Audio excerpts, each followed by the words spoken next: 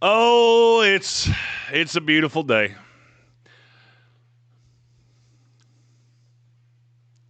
It's a beautiful day for a mock draft. I'm Jeremy Greene, as you can see. No Tank Spencer. He's still flying the friendly skies. He's flying back from New York. Congratulations to him and Mark winning Small Market Media Personality of the Year last year for at the NAB Awards. They did take home a Marconi, which is the highest award you can get in our business. I told Tank last night that something that will be with you for the rest of your life. He kept sending me, "How am I here?" Because you deserve to be here. And now you're a cartoon caricature on a sports YouTube show. We are not on ESPN Radio Asheville today. With no Tank, those things are just a little bit too hard for me. Oh God, the chat's already it's already doing stuff. We're doing our first mock draft. It's mock draft 1.0. We have started the draft season. I'm very excited. We're going to start with unveiling my quarterback top 5.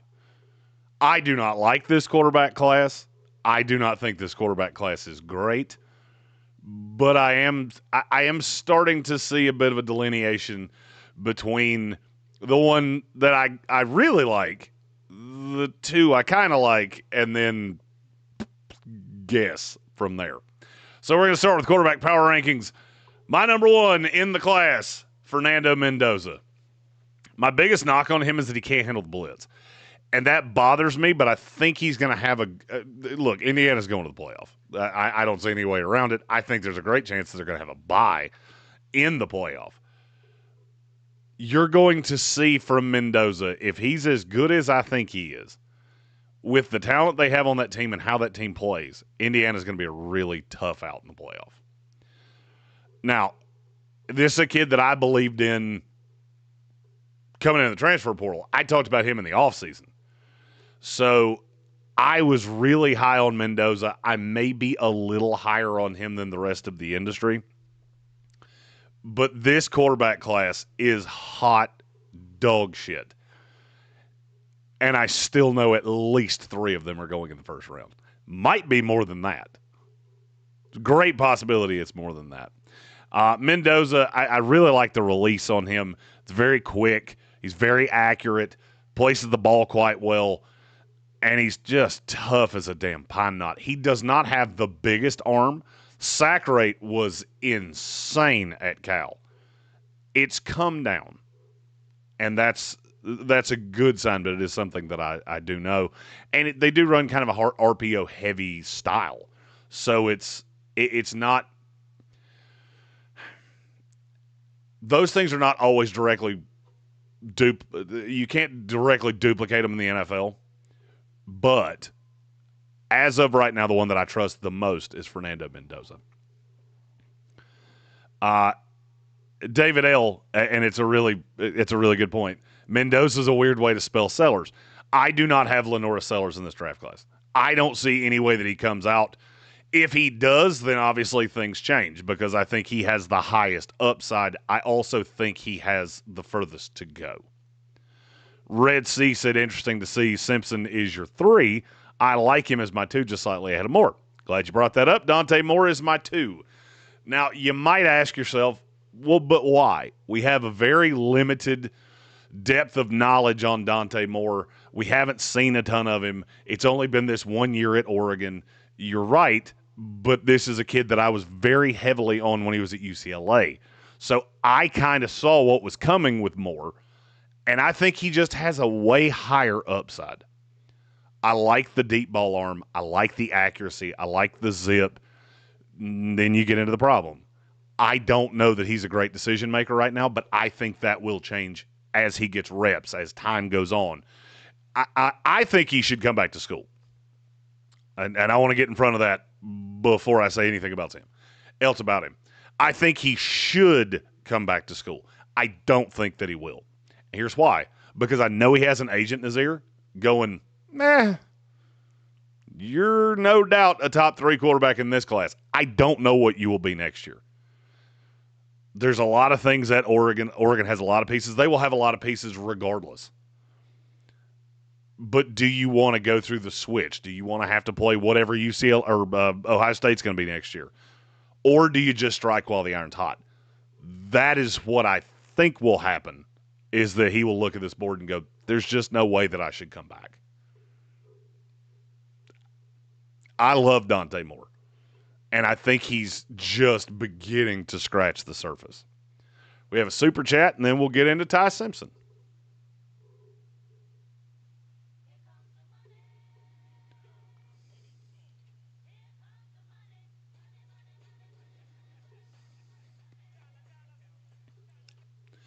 From Sir Jimothy.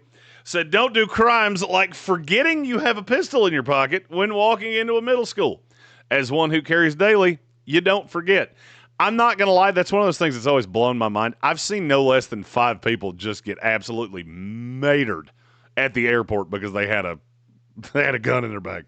How the fuck did you forget there was a gun in your bag? That's like forgetting there was a body in your trunk. It doesn't make a whole lot of sense to me. But Sir Jimothy with our first super chat of the day. You can get your super chats in. I will try my damnedest to keep up with the chat. Gary Birch said awkward silence is the new super chat. Was there not a noise there? There should have been. If there's not, I would really like to know why. All right, yeah, in the chat. Tell me if the sound no sound played. Oh, it was very low. Oh, shit. My bad. I know why it happened. Let's try this again. Jimothy, I don't want to rob you of your super chat noise.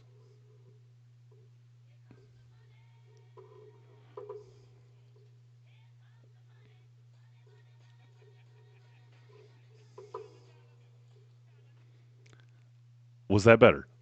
It's still low. I don't know how the hell that's low. It's peaked out on my site. We'll figure it out as we go. David Beckerman said he's coming to Bears. Finally tomorrow. It's picking up from my mic. That doesn't make any sense. That makes 0 sense. Because I can see it. Let's try it a different way. We've completely come off the rails.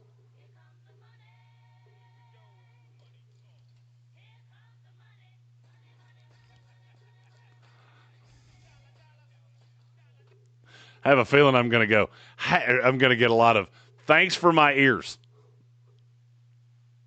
I'm going to assume that was way louder. We shall see. In the chat, let me know if your ears are bleeding because it's not my fault. I can only do what the computer does. And no, Stephen Tal, I'm not wearing a sweater vest. I'm actually wearing my Rex Ryan shirt that Gary Birch got me with the with a pullover that I got from the Jets. All right, I have no clue why you're not hearing that. It's blowing my eardrums out, so I have no clue. Anyway, Ty Simpson. Here's where it gets a little strange for me with the eval. I've seen a lot of things in Ty Simpson that I like. Quick release. I think he has a nice deep ball arm. But then we get into I've done this so many times with quarterbacks that are not special athletically. I don't think they have high-level traits. Because to me, there's nothing about Ty Simpson that screams NFL quarterback. What I see is a kid that has a shitload of talent around him, and he does a reasonably decent job as a point guard. I don't think there is a huge difference between Ty Simpson and Mac Jones. I know that's going to piss some people off. Mac Jones was a great college quarterback. I think Ty Simpson's a great college quarterback. I'm not so sure he's going to be a great NFL quarterback. And that's where I get in with the evaluation with him of where do I slot him? I've got John Mateer at 4. John Mateer to me is 10 times the athlete, 10 times the athletic specimen that Ty Simpson is. I think Ty Simpson's really bright. He tends to make the right decision. He's getting better with time, and he has a really quick release. How many times are we going to do this before people understand that doesn't – those things to me do not translate to NFL high-level franchise quarterback.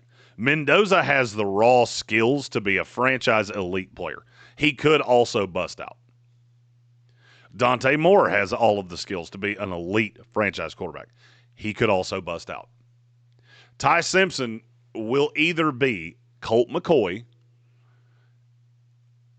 Mac Jones, maybe Baker Mayfield. Maybe.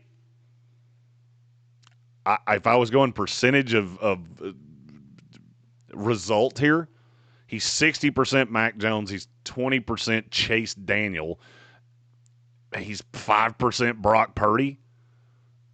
I just don't see, outside of being in the right system, and that system's probably some derivative of San Francisco, I don't see him being a high-level top 15 starting quarterback in the league. I just don't see it. He's very safe. If you have a really good roster, Rams, I understand how you could get there. I don't think he's going to fall that far because I think one of these quarterback-needy teams is going to see there's no bust in this kid and he's going to go too high. And you'll see in the mock draft that he does that here today as well. Just a forewarning, there are 4 quarterbacks in the first round of this mock draft. My number 4 is John Mateer. I feel like people are forgetting how he started, and they're only looking at that, the game from Texas. Mateer's a thick kid. He can run. I think he's got a really nice deep ball. He's not a great passer. He kind of reminds me of, he's got a little Cam Newton to him because he's so good running the ball, and he'll just run you over. But then there are times that the arm just completely lets him down, and the short area placement is not great. I think, and I agree with Redsy, I think he came back too early to play against Texas. I think people are holding that against him. And what he does for the rest of the year, including 1 week from now on Rocky Top at a game that I will be at, that's going to tell us a lot of where John Mateer is going to fall in this draft. Then we get to my number 5. If you like Baker Mayfield, I do not understand how you don't like Garrett Nussmeier. Because they're the exact same guy. I believe that a lot of what you're seeing in terms of the downside of Garrett Nussmeier comes from Brian Kelly. And I think a smart coach is going to see it and go, I'm good. Let's do that. Does he need to get bigger? Sure. I don't love how thin he is. But he's got a big arm. I think he is a good processor of what's happening down the field. But there are times he's just too damn aggressive. And so I think you put him – I think if you put him in a situation where he can succeed, Garrett Nussmeier can be the best quarterback in this class. He also could be what Baker Mayfield was in Carolina. And that does scare me. There's your top 5 quarterbacks for the 2025 class as of right now. It's all subject to change. We're only halfway through the college football season. The other quarterbacks that I considered that I think either obviously are in this class or I believe will come out. Cade Klubnik is not in my top 10. I'm just going to go ahead and tell you that. I'm not as high on Drew Aller as a lot of other people are. He has all the raw physical tools, but he's got $1 million arm and a 10-cent brain. Jaden Mayava would have been my 6. I saw somebody asked where I would have had him. It's not that I don't like him. He's got it never jumps off the screen to me. I think he's got good arm talent. He's got a really nice deep ball arm. He can run. I still can't stop seeing the kid that just turned the ball over and over again when he was at UNLV. The footwork is not great. I think he really needs to improve his feet. To me, the difference between Jaden, and this is going to be hard for me to say the entire year, the difference between Jordan Mayava and Diego Pavia is really body size because they strike me as very similar players. Maava has a better deep ball arm. I just think he's so unbelievably raw. But Maava would have been my 6. Let's get back to the rest of the. Sam Levitt would be my 7. I also really don't know that Sam Levitt's coming out. I like Levitt. He has not been as good this year. Carson Beck would be my 8. Sawyer Robertson would be my 9. Miller Moss would be my 10. And yes, I did leave Carson Beck out. And yes, I did do it on purpose. Don't buy Carson Beck either. Never have. 4 interceptions against Louisville, and 3 of them were 100% his fault. There's one that, you might be able to take that one off his plate. You still threw 3 interceptions in the biggest game you played all year at Miami, and you go back to the big games he played at Georgia, and weird. He did the exact same shit then. I don't buy him. I don't buy him, and I probably never will. It is time to get into the mock draft 1.0. Mock Draft 1.0 is what we call the first mock draft that I do of the year. I am not going to lie to you. I am very dug in on the first-round prospects. I'm not as dug in on the teams. So I had to do about 72 hours of deep dive to get ready to do a mock draft. I used the current draft order. So when you see the Ravens at 5, no, I do not think they are going to end up there. But that's where they're at right now. And that is the easiest way to get people to not go, but you're stupid. You think you're – I'm not doing that. We do that every single day on the ESPN radio show, projecting where teams will finish. This is the order as it sits right now. In Drake fashion, we start from the bottom. Now we're here.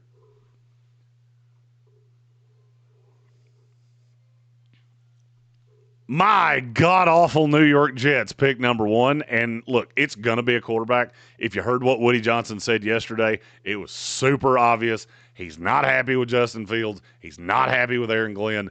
I don't think any of these guys are going to be here next year. I don't know who it will be. I have absolutely no clue who the head coach of the New York Jets will be. But I know this much. This is going to be Tennessee 2.0. You're going to be emboldened. You find your quarterback that you're going to ride or die with. And I believe that quarterback will be Fernando Mendoza out of Indiana. As I said in the quarterback evaluation, I really like his release. I really like the way he processes things. The problem that I have is he takes a lot of sacks. The sack rates come down. He does not handle the blitz well. And I think the Jets are the perfect storm for him because, look, the Jets' offensive line, for all of their problems, is actually pretty good. The problem is that they get 6-man blitzes at them constantly because they're afraid of Garrett Wilson. So I can bracket him on the outside. I'm not afraid of Josh Reynolds. I'm not really afraid of Mason Taylor because he's averaging like 6 yards a catch. The Jets need weapons. They also need a quarterback. Fernando Mendoza, to me, is the no-brainer at 1. I did consider Dante Moore. Dante Moore, I think, is more of a long-term play. Fernando Mendoza is ready to play right now. Whoever takes Dante Moore, I believe you can be patient. I believe you can sit him behind an established starter. That's going to be a little bit of foreshadowing. And you can develop him. Mendoza is ready to play right now. He'd come in with Garrett Wilson, with Mason Taylor. I think they would add another receiver. I don't think Breece Hall is going to be traded. And maybe that's just low-key my hope. But the pieces for the Jets are there. You have to have the right coach. You have to have the right quarterback. Right now they have an incompetent coach and an incompetent quarterback. My hope would be they hire an offensive coach, but the history of the Jets suggests that they probably won't. Pick number 1 in our mock draft 1.0, Fernando Mendoza to the New York Jets. Number 2, the Miami Dolphins. One of the first comments that we got when we opened the live stream today was from Daniel Meehan. Said, please don't give Miami a quarterback. Drafting one at 2 would be setting up a rookie to fail. The offensive line is horrible. No second wide receiver. No tight end. And a historically bad defense. Wait until 27. The whole roster needs to be rebuilt. I'm not going to say that I disagree with anything that you just said. I also know how this league works. The Miami Dolphins are going to look at this and go, we should never be picking at 2. The line's not good. I tried to tell you on Patrick Paul. I've been right. Jonas Avanea has been horrifically bad, which shocks me. I did not expect that. Cole Strange, he's just a dude. Larry Borum, the offensive line sucks. And if you wanted to go Francis Malga, I wouldn't be upset about that. The problem is that a new coach is not going to do that. They're not. It's not how it works. New coach is going to come in and go, I got to have my guy. And I'll be honest with you, I don't think any coach is taking the Miami job if Tua is forced upon them. He's that bad. And people say, oh, the line's bad. They are not scared of Tua. I have yet to see a team in the NFL that is scared of Tua Tagovailoa because he looks like a broken toy. Which is why, at 2, I have the Miami Dolphins taking Dante Moore, quarterback out of Oregon. I said everything I just said. For Tua Tagovailoa is going to be on this roster next year. I'm going to subject him to that offensive line. I'm taking Dante Moore, not because I want to play him immediately, but because I don't think I'll ever get this chance again. Mike McDaniel in Miami has been a perfect storm. They are so obsessed with the deep ball. They're so obsessed with speed that they have not paid any attention to any of the things that are basic tenets of NFL football teams. And this roster's broken, but it's still talented. I think Tyreek Hill's played his last game with Miami Dolphins. I don't think Jalen Waddle's a bad one. I don't think he's a great one either. So I would, over the course of the next 2 years, be looking to add pieces to put around Dante Moore. The problem with not taking a quarterback is, when do you? Do you really think the Miami Dolphins, with the amount of talent they have, with a competent coach, will be picking in the top 3 next year? Because I don't. Because I look at a Jets team that's not going to get better quickly. The Tennessee Titans are an absolute disaster. The Saints are a long rebuild. They know it, and they're steering into it. And then you get a handful of teams that I don't really believe in that probably are going longer rebuild. Then you get into what might be the biggest problem of all. The Dolphins are not just mediocre and untalented. They're incredibly expensive. So where I would be thinking with this is Dante Moore is not ready to play right now, but he's without a doubt the best quarterback that I'm going to get.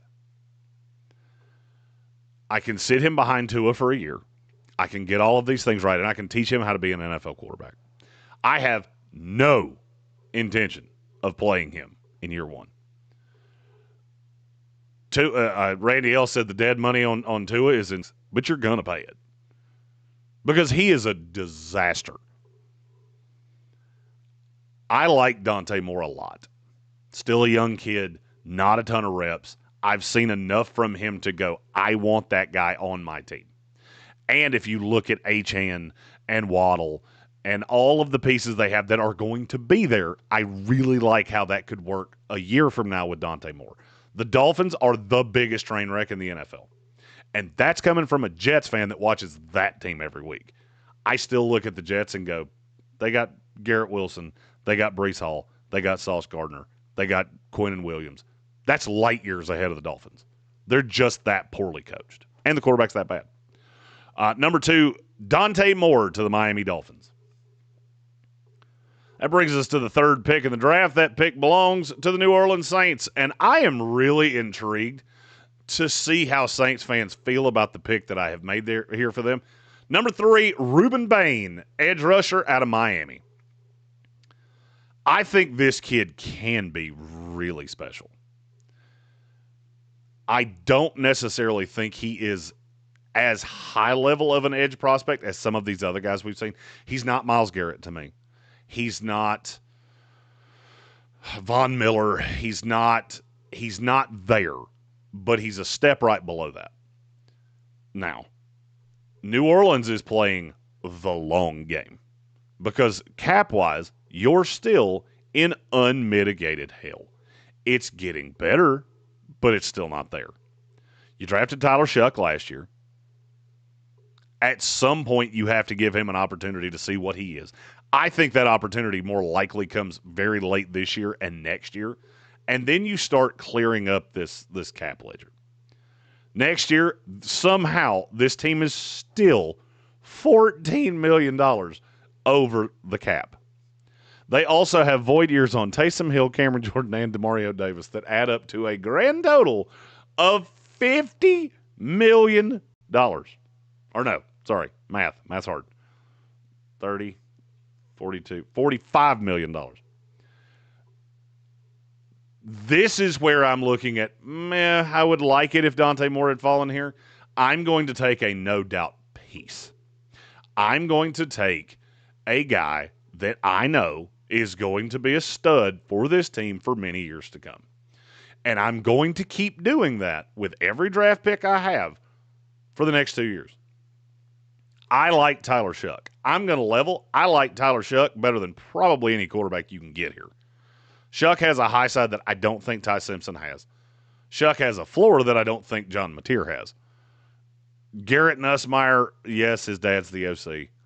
Yes, I think if he were to fall to them in the second round, there is a great possibility they would take him. I don't think it's going to happen.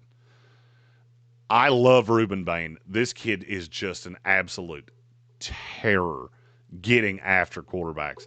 He jumps off the screen when you watch Miami. Miami's an insanely talented team. I think if you look at the 22 guys that start for them week in, week out, you've probably got 17 guys that are going to play in the NFL. And Ruben Bain is still the one that jumps off the screen to me. Every single time I watch Miami football, Ruben Bain's the one that I go, he's going to be a good player in this league. I don't know how good, but I know he's going to be good. If I had to say that the knocks on him, injury issues in the past, those will always creep up. He's a little squattier than you want him to be. He's listed as 6'3", 275, but you look at him and his arms are shorter than you would want him to be. And sometimes he gets too aggressive. I can deal with too aggressive. I think Ruben Bain's a dude. Alex Majabi said dude's like 80% lower body too. I love the fit of Ruben Bain with the New Orleans Saints. Who Dat Fam said exactly, the Saints are not a quarterback away from competing. That's the point. That's the point. And smart teams go out and get players that are going to help them compete in time. And I think Kellen Moore's here for the long haul. I don't think you have to worry about him getting fired or anything like that. I love this pick for the New Orleans Saints. All right, let's see if this has rectified our issue with a super chat from Colin. Protect your ears.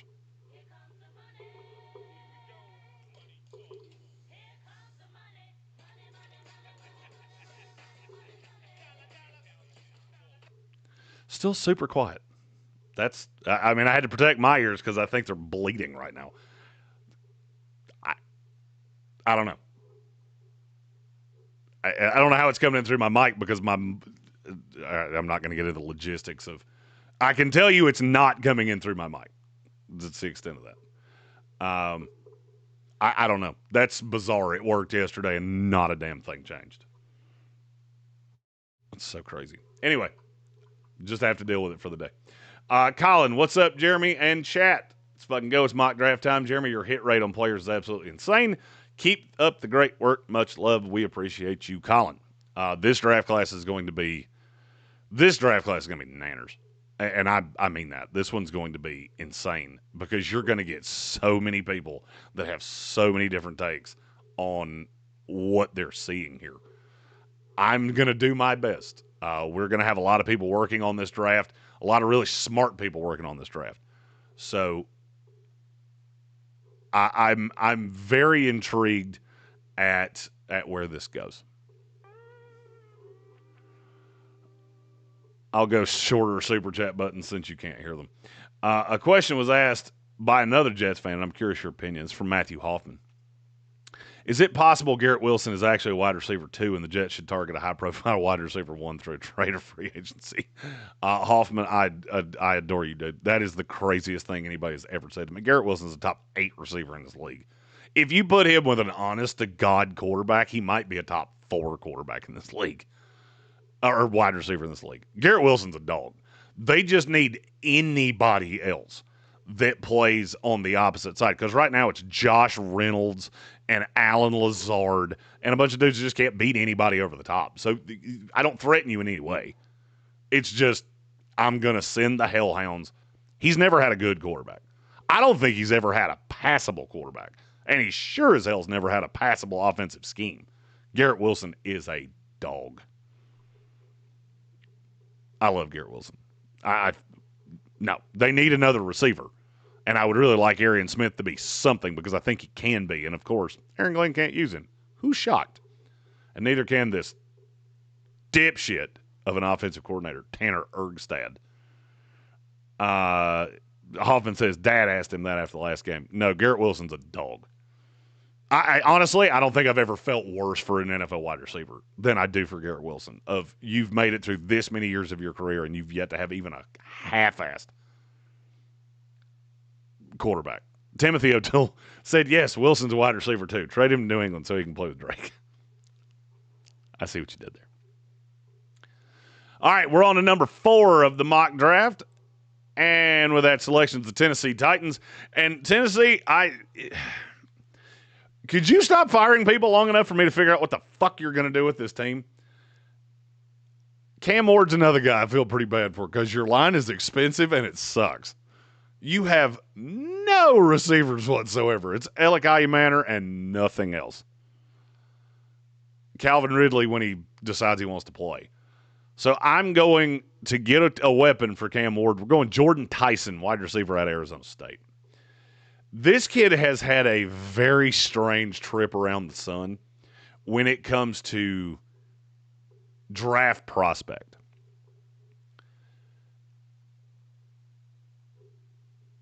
Tyson is, I'm trying to think of a way to explain this.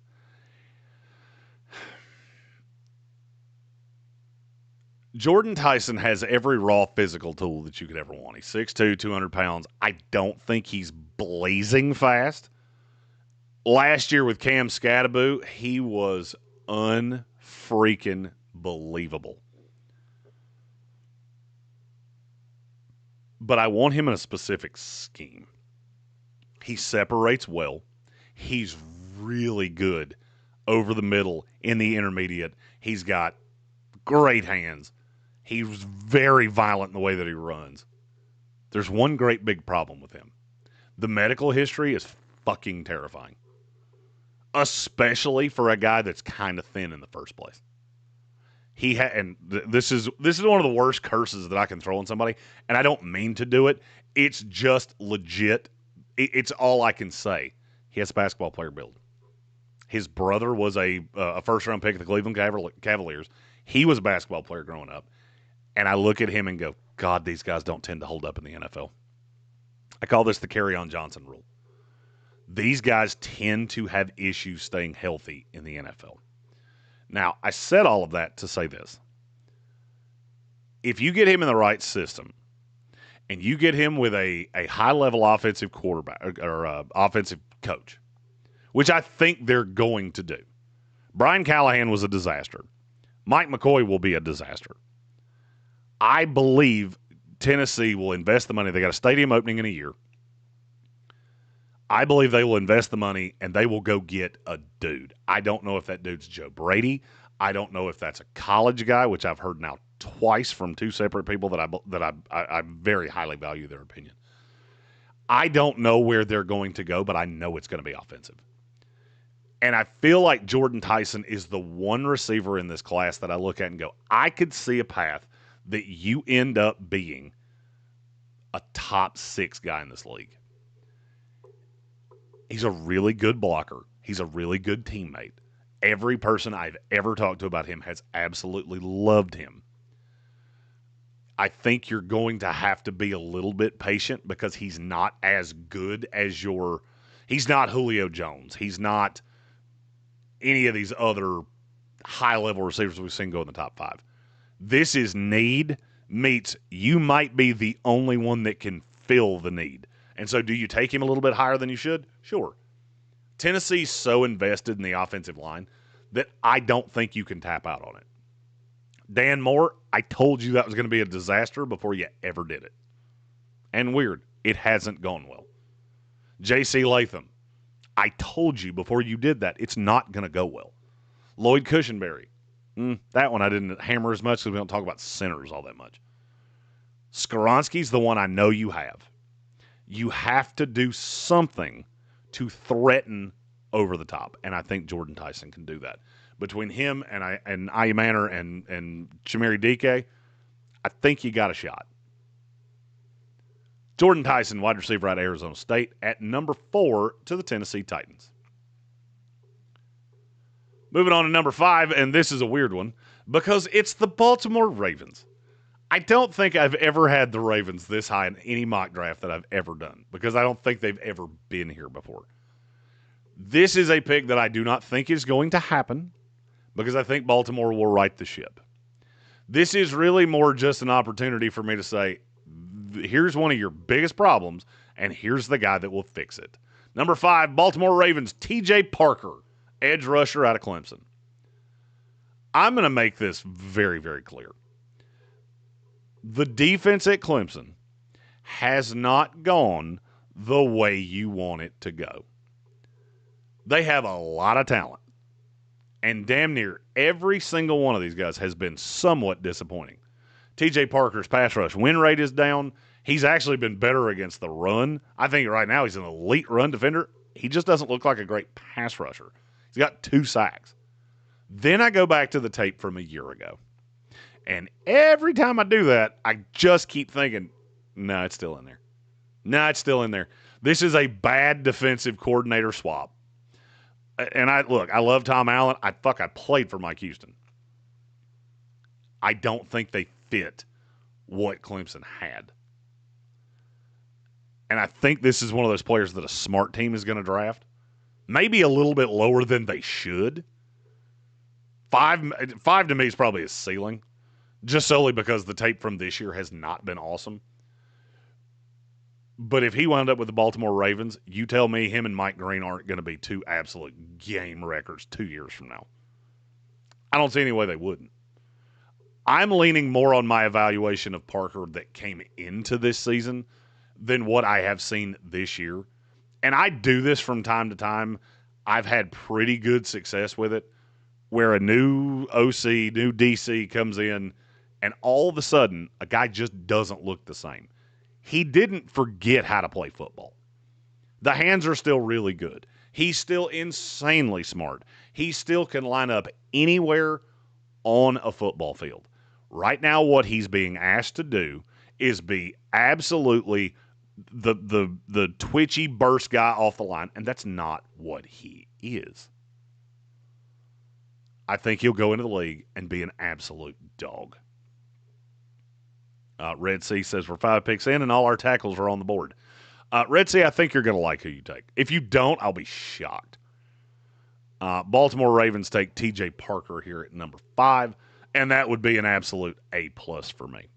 I'm going to forewarn you, there's another Clemson player that you're going to expect to hear pretty soon. You're not going to hear him as quick as you think. Because everything I just said about T.J. Parker, I'm not going to say about Peter Woods. Number 6, the Cleveland Browns. You took 2 quarterbacks last year, so it's not like I'm giving you a quarterback. I think you've got an absolute dog in Quinshon Judkins. The problem is I don't think you have anybody that can alleviate any pressure off him. There is a receiver in this class that I am falling more and more in love with the more and more I watch him. And at number 6, it's Mekhi Lemon, USC wide receiver.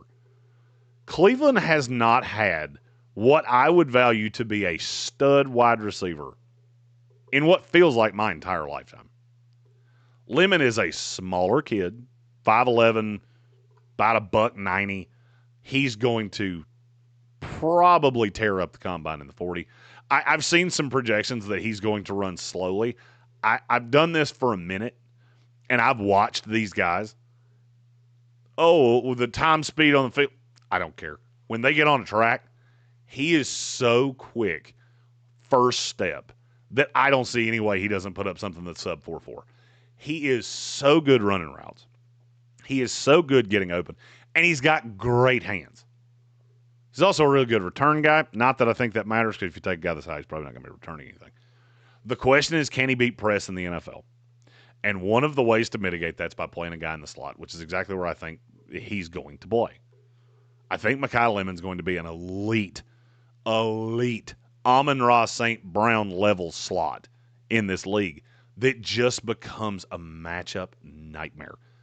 Because there's not a lot of teams that have, and this is something that Detroit's figured out with Amon-Ra, there's not a lot of teams that have a slot guy that is good enough to keep up with somebody that's as talented as Mekhi Lemon. Randy L said he's definitely slot only or slot mostly at the least. I would lean more on the latter. I do think in the right situation he can play on the outside. I just wouldn't do it consistently. I'm also worried less about that now than I ever have been before. Can you get open? Can you consistently get open? Are you going to be a weapon for your quarterback? That's what I care about. I mean, you look at some of these teams in the league, they're playing 90% of their snaps with 3 wide receivers on the field. It just doesn't matter to me all that much. I love Mekhi Lemon. I think he would be a great weapon for whoever the quarterback's going to be long term. I don't know where that's headed. I feel like I kind of see the writing on the wall of where it's headed, because Dylan Gabriel hasn't been good. I'm not surprised. The line hasn't been good. I'm not surprised. He's really, outside of Quinshon Judkins and Harold Fannin, you don't really have that many weapons. People keep telling me how good Isaiah Bond has been. If you could show that to me, that would be awesome, because I'm not seeing it. I mean, he's had a few catches. He's got a little separation at times. But when you go down in, down out, and you don't just cherry pick highlights, it is shocking how bad Isaiah Bond has been at times. Number 6 to the Cleveland Browns, Mekhi Lemon, wide receiver out of USC. Number 7, and I haven't taken a quarterback in a minute. It feels like a damn good time to take one. It's the Las Vegas Raiders. Geno Smith has been holy shit terrible. I don't think Pete Carroll's tapping out on this after 1 year. I also don't think Pete Carroll really gives a damn about the long haul. I think Pete wants to solidify his legacy. This year has not been good for that. Number 7, Ty Simpson, quarterback out of Alabama. I said this earlier when we were talking about quarterbacks. Simpson, to me, does not have the super high upside. He also has an insanely safe floor, because he's going to come in and just be a point guy. The Raiders kind of got screwed because all of the weapons really went off the board. There is another weapon, but it's at a position that you took a guy really high last year. I feel like this Geno Smith thing has gone so badly that you have to tap. Geno has become a walking turnover machine, which is, to me, the exact opposite of what you get in Ty Simpson. I do not believe Jacoby Myers is going to be dealt. Having Brock Bowers and Ashton Genty is a nice start for weapons. You need more. I don't think anybody doubts that. This is a team that's killed against the cap, too. I'm not necessarily saying you would move on entirely from Geno. I'm actually trying to pull up now what that would look like. Next year, it's still pretty ugly. But you save a lot of money in 2027. The guarantee next year is 18.5. You're paying that regardless. I don't think saving $8 million is worth it. So having Geno there with the intention of Ty Simpson replacing him maybe week 8, we're seeing more teams that are being patient with these quarterbacks, mainly because these quarterbacks are more and more flawed as time goes on. Ty Simpson's a flawed quarterback. Ty Simpson's also an accurate quarterback with a really, really fast release. Ball placement's really good, and he takes care of the football, which is, I always use that stupid line, your greatest ability is your availability. One of your other greatest abilities is your ability to just keep the damn ball. Got to watch his feet. He does get a little lazy, and he can start to drift, which can lead to sacks. But Ty Simpson is a really safe quarterback that I think would be a solid pick for the Las Vegas Raiders here at number 7. Number 8, the New York Football Giants. Look, you've got two really exciting whites in Jackson Dart and Cam Scatterbo. The offense, and this is going to be shocking to say, and it's going to be shocking to hear. I don't think the offense is your problem. Jackson Dart's going to be a really good quarterback in this league. I said it in the pre-draft process. Through a handful of weeks, I think it's abundantly obvious. Jackson Dart is a good NFL quarterback. When you get back Malik Neighbors with what you've gotten out of Wan'Dale Robinson, do I want another receiver? Sure. This is a deep class of receivers. I'm going to look to add one of those probably in round 2. When I look on the opposite side, it is shocking how bad that secondary has been at times. Paulson Adebo has been drugged down the sidewalk. Drew Phillips, who I really liked in year 1, he has not translated in year 2. The front is good. I think the safeties are good. You got to find somebody that can deal with a number 1 wide receiver. And that's what I'm going to give you. Jermod McCoy, cornerback, Tennessee. This kid has not played one snap this year. I'm not sure that he has to play a snap this year. And I'll tell you why. There's another corner at Tennessee that is going to get drafted in the first round of this mock draft. Tennessee has been an absolute sieve stopping teams down the field. And when you watch the tape from last year and the tape to this year, it is shocking how bad they missed Jermod McCoy. Had a knee injury last year. He's still coming off of that. He has not been able to get back on the field. From what I'm told, we're any week now with Jermod McCoy. When I evaluated him in summer scouting, he jumped off the page to me because he's just so long and he's so hard to deal with. I loved this kid's tape last year, and you haven't really given me a reason to second guess it. And I know somebody's going to say, but the ACL. Do you know how many of these guys have ACLs that have happened at some point in their life?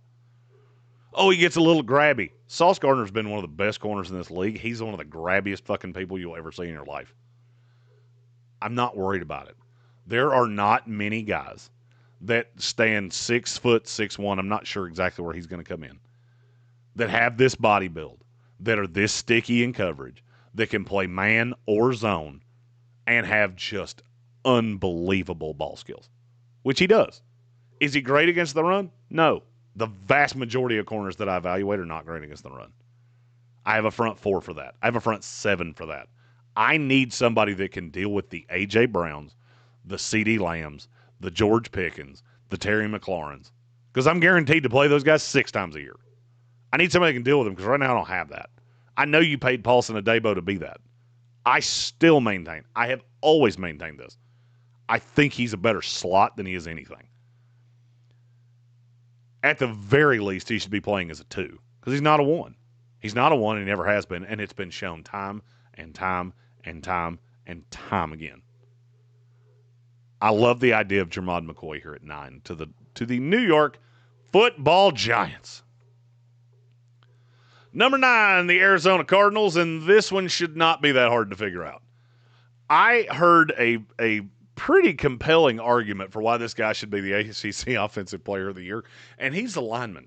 His name's Francis Maga, right tackle, Miami. But you can't take a right tackle that high. Tell the Philadelphia Eagles that. Lane Johnson's been a pretty damn good pick. I think Francis Maga has the high side to be that good. When you watch Miami, this dude never gets beaten. Ever. And it is rare that I will say a guy that plays on the right side can be a franchise tackle. This kid has Panay Sewell level athletic ability. That's not, and the reason I use Panay Sewell, I don't have another one other than Jonathan Ogden over the last 30 years that profiles that way. Now, why will he fall this far? There are teams that look at right tackle and go, we can't put that much of an investment in. There are also people that think Francis Mauga is going to end up playing guard. I think those people smoke crack. I said that about Will Campbell. I've said it about a handful of other guys over the years, and largely, I've been right. Francis Mauga is a dog.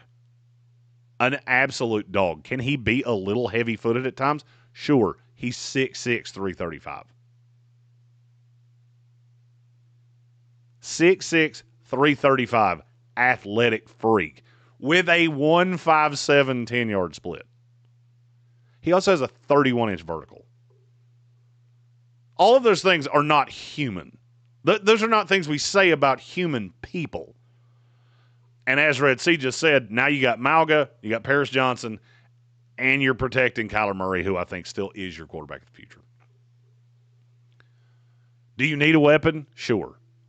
It is a lot easier to find a weapon in the second and third round than it is to find a guy that can play on the right side. And Jonah Williams, how have you kept catfishing teams to think that you're actually good at this? That they keep trotting you out there. I'll never understand it. I'll never understand as long as I live. That gives you two bookends for a long time for the Arizona Cardinals, and I think would be a great start to the 2025 NFL Draft for your Arizona Cardinals.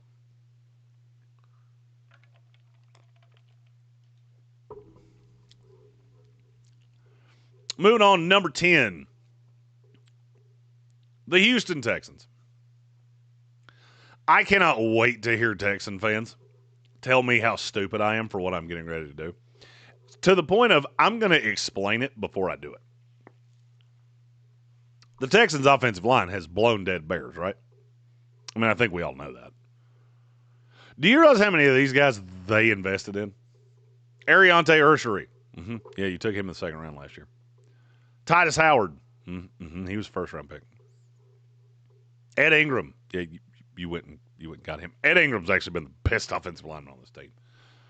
Laken Tomlinson, not a heavy investment there. Now, do you realize how many guys that they've invested in that are not playing right now? Blake Fisher. Remember that name? That second-round pick where I went, what the fuck are you doing? Yeah, weird how that's worked out. Juice Scruggs. Also weird how that's worked out. Hadn't been very good. Eli Cox. Hadn't played much. At some point, you have to look at it and go, it's me. I think there are going to be changes in Houston.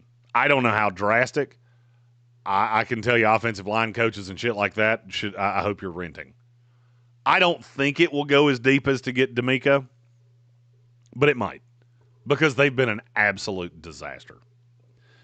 Now, Timothy O'Toole had a really good point. Kenyon Greene. This team's not awesome at evaluating offensive linemen. Now, if you were going to take a lineman here, which I will go ahead and tell you, I'm not doing. If you were going to take one right here, what position do they play? It's going to be right tackle, more than likely. Titus Howard's been he's been the second best lineman on this team. You also invested in Blake Fisher, who plays on the right side. At what point do you get got solely because you keep throwing capital at things? Now, Houston has a huge problem. One, I don't know what you do with C.J. Stroud because I can't figure out how you would pay him with any form of confidence. They have another problem, too. They can't run a greasy peg up a cat's ass.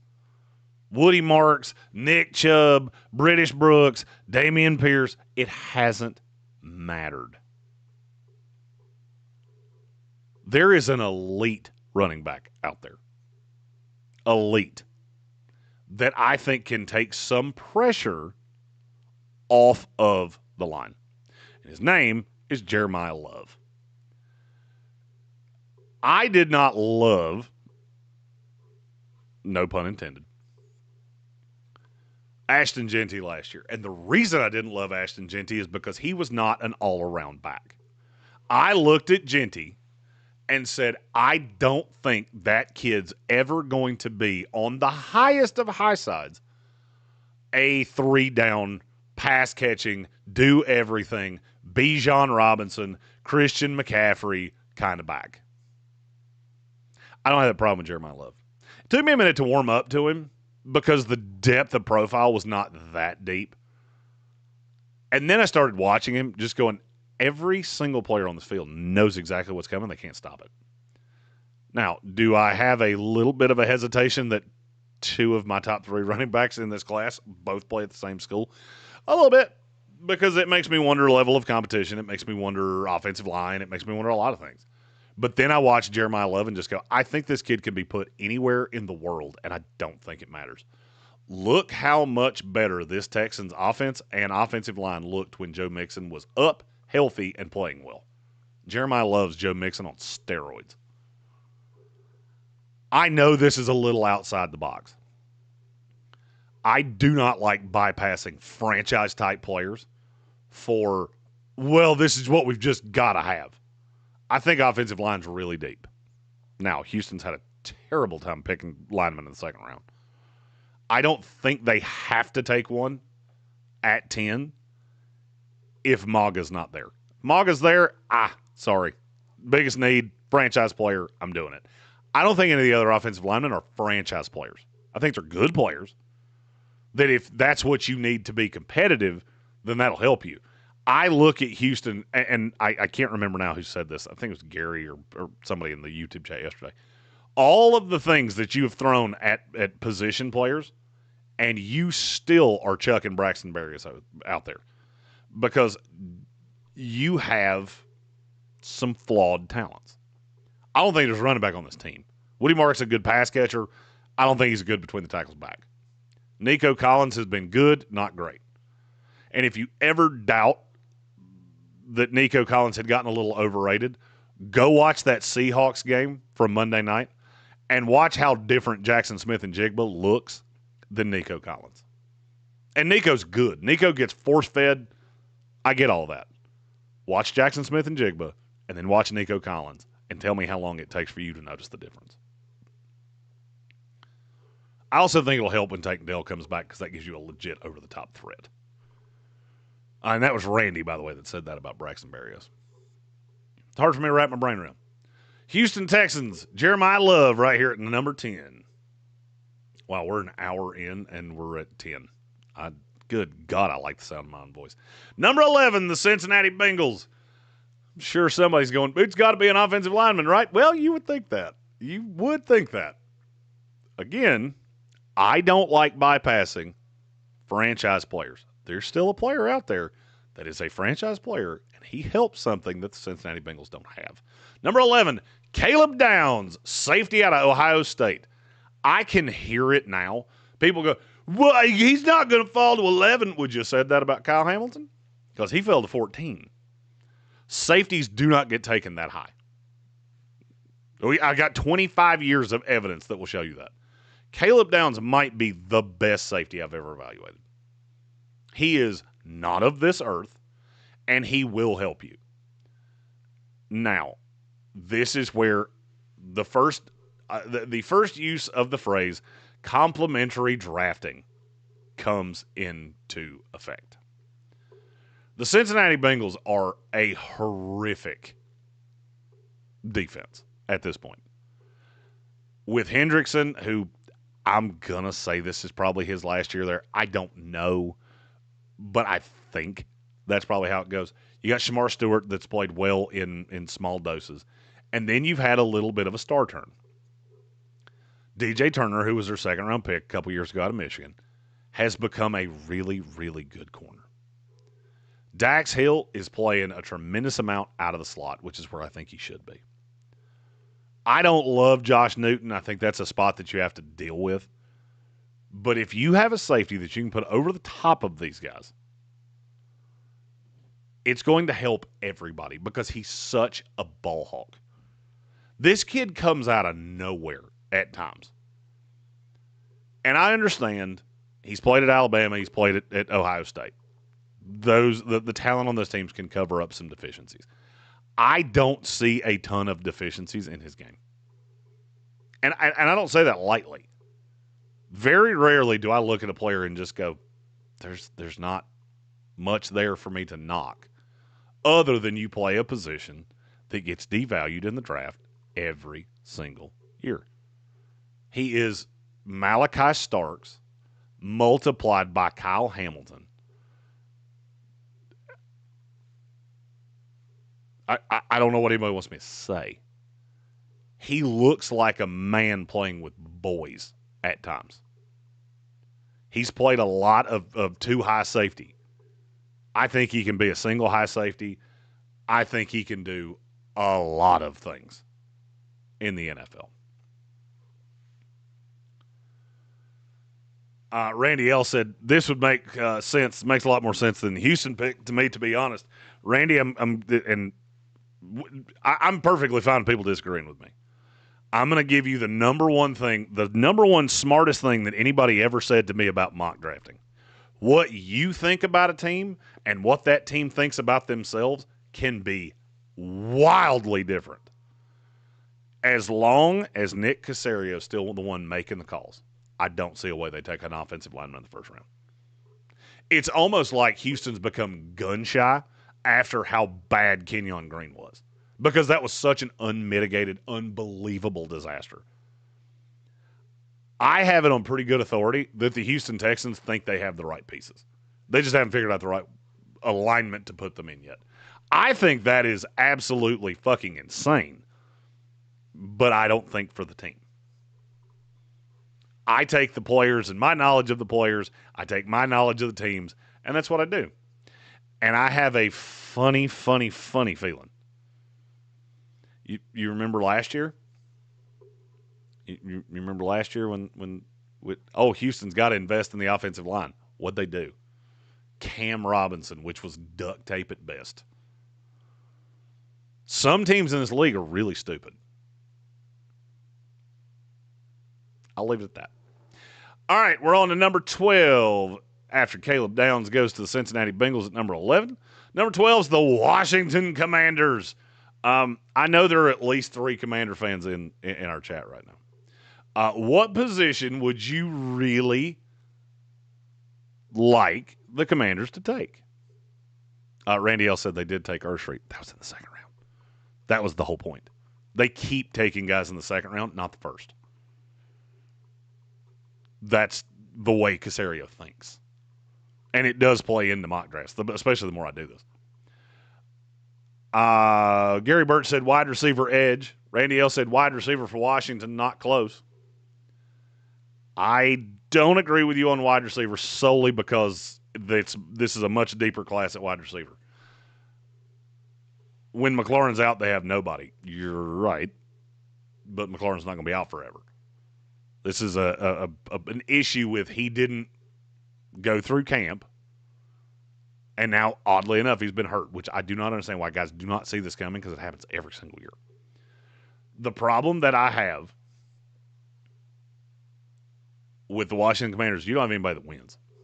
When I watch that defense, I look at Washington and just go, you've got pieces that I like. I love Frankie Luvu. I love Bobby Wagner. I love Trey Amos. I like Mikey Sanders still. I like Deron Payne. I've always liked Deron Payne. I like Johnny Newton. I think Javon Kinlaw's been decent. And then we get to the outside with Jacob Martin, who I know that name way too well because he played for the Jets. He can rush a passer about 1 out of every 8 times. The other 7, it's going to make you wonder, how are you in the NFL? And Preston Smith. There is a guy that I think can be an absolute game wrecker. And his name is David Bailey, edge rusher out of Texas Tech. But what about Keldrick Falk? I know that's coming. I like David Bailey better. And I'm going to level with you. I don't think it's all that close. I watched this kid at Stanford a year ago, before he transferred. And when you go back through my notes of having watched him at Stanford, it literally it almost became like a teenage girl writing out hearts to the guy she likes in her homeroom class. Because I couldn't stop waxing poetic about how unbelievably explosive this kid is. He was on the Bruce Feldman freak list this past year. I'm going to give you just some little metrics about David Bailey. Not even talking about the film, which I'm going to get to in a second. This kid bench pressed 405, squatted 550. This is at 6'3", 250 pounds. He also hit 22.16 miles per hour on the gun. He has a first step like he's shot out of a cannon. He can play with his hand in the dirt. He can play with his hand up. It doesn't matter. And the biggest knock you're going to hear anybody say about him is, well, he's a little thin. And how many pass rushers do you have to see in the NFL that are a little thin before you realize, oh, the league's getting smaller because the league's getting faster? David Bailey 10 years ago probably would have been a late one, early two. In this NFL, he's a top 10 pick to me. He's a top 10 pick to me. He's very multiple. I think he fits Washington phenomenally. And he's strong as a fucking moose. There's also another Texas Tech edge rusher that I really like that we're going to talk about very, very soon. Number 12 to the Washington Commanders, David Bailey. Number 13, the Dallas Cowboys. There's a name that I haven't said yet, and I believe it's time. Dallas, 13, Spencer Fano, offensive tackle, Utah. Fano's an interesting evaluation for me. He's also interesting in that I keep finding ways to put him with Dallas, no matter how many times I did this. And I run through a mock draft 10, 11 times. Just to, I liked this guy landing here. I didn't like this guy landing here. And I start working my way around. Every time I did this, Spencer Fano wound up with the Dallas Cowboys. Started as a left tackle. That was in 2023. Moved to the right side. Run block grades, fantastic. Pass still leaves a little bit to be desired in the pass game. There are people that think he's going to play guard in the NFL. I am not one of them. I think he is there's very limited miss in Spencer Fano. And the more I watch his tape, the more he starts to remind me of guys that I'm not going to say I've been crazy high on, but I've been very dogmatic about. Peter Skoronski, Rashawn Slater, Joe Alt. Not because they play the same, but because I don't see how this kid is not a stud in the NFL. How do you end up not being good? You might not be great. He's an absolute road grader in the run game. He may be the smartest player in college football. I mean, this is a kid that talks about. We'll do a deep dive on him later. I'm not going to go down that rabbit hole today, but it is mind-boggling how smart this kid is. And then you look at the fact that he's got a tremendous family lineage. I think he's got 5 uncles that played in the NFL. He's gigantic at 6'6", 302, and he moves well. Hands can be an issue at times. He's not quite as heavy in the ass as you want him to be, and he's still a work in progress as a pass blocker. But he's really, really good. And I love the idea of him on the right side. If you add him to the right side of that Dallas defense, do you understand that now a team that's basically living and dying by how good their offense is has a former first-round left tackle, a former first-round left guard, a former first-round right guard, and what would be that year first-round right tackle with Beebe playing at center. That's a pretty solid offensive line. As Randy said, very high floor for sure. I do like high floor guys. Here at number, it's 13 to the Dallas Cowboys, Spencer Fano. 14, the Los Angeles Rams, and this is a guy that I think it was Red Sea that said in the chat, we haven't seen him yet. Well, it's about time. Arvell Reese, linebacker out of Ohio State. I didn't really know how to break this kid down because I think he's an edge rusher that can play linebacker that you just kind of move all around the formation.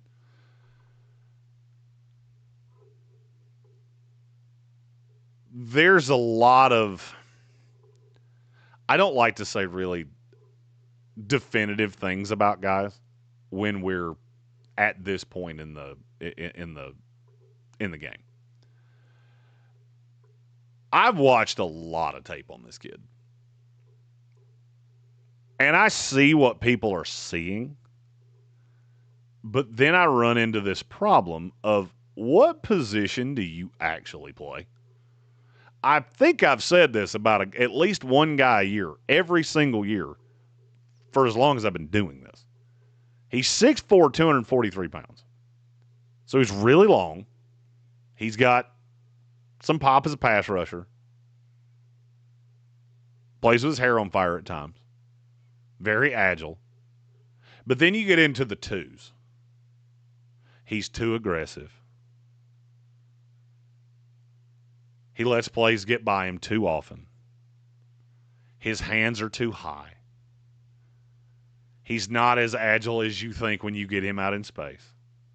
His eyes are in the backfield too often. The thing about Arvell Reese, it's not that I don't like him. It's that I've been burned by guys like this way too many times. Alex S. said Reese is like Edgerrin Cooper, but with great pass rush upside. Here's the problem. His eyes are not nearly as good as Edgerrin Cooper's. I loved Edgerrin Cooper. His eyes aren't that good. He's 10 times the tools. But I don't know exactly what he does. Randy L. said, I feel like some people think positionless is a good thing, and some people think it's a bad thing. I agree with that. I call this the Isaiah Simmons rule.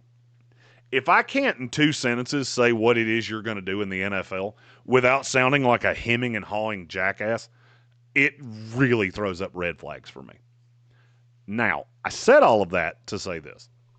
Who is the team that has two first-round picks that can take a shot on a super high upside? And I do want that to be understood.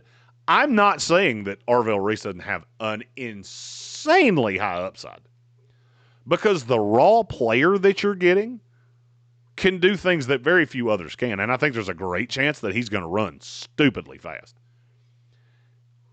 If he's a box linebackers don't go this high. They just don't. If he's an edge rusher that can play box linebacker, now we're starting to talk. But we're getting into that positionless thing.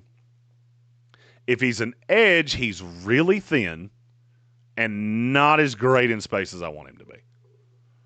And that's where I keep going with him. And I hear Mel Kiper wax poetic about him. I get it. I'm not saying the kid's bad. I'm saying positionless is not always the positive that you think. Gary Birch says, sounds like Micah. Micah was way better in space and his eyes were way better. And if you recall, when Micah got drafted, one of the knocks on him was he plays with his hair on fire too often. And sometimes he gets out of position. Can Arvell Reese be that? Sure. Do I think he is? Nope. No, I don't. I'll be honest with you, and Ches Johnson so beat me to the punch here. He said it sounds like a Raven to me. He does have a touch of Roquan Smith in him that he's so freaking athletic that it makes up for some of his eye deficiencies, some of his aggressiveness deficiencies. I just want him to get into a situation where a team looks at him and goes, this is your role. Fuck this positionless shit, okay? He's not Micah Parsons. He's way rawer than Micah Parsons.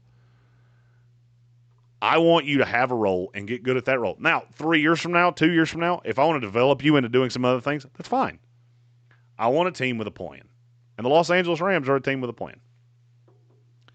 Arvell Reese at number 14 here to the Los Angeles Rams. Moving on to pick 15, it's the Minnesota Vikings.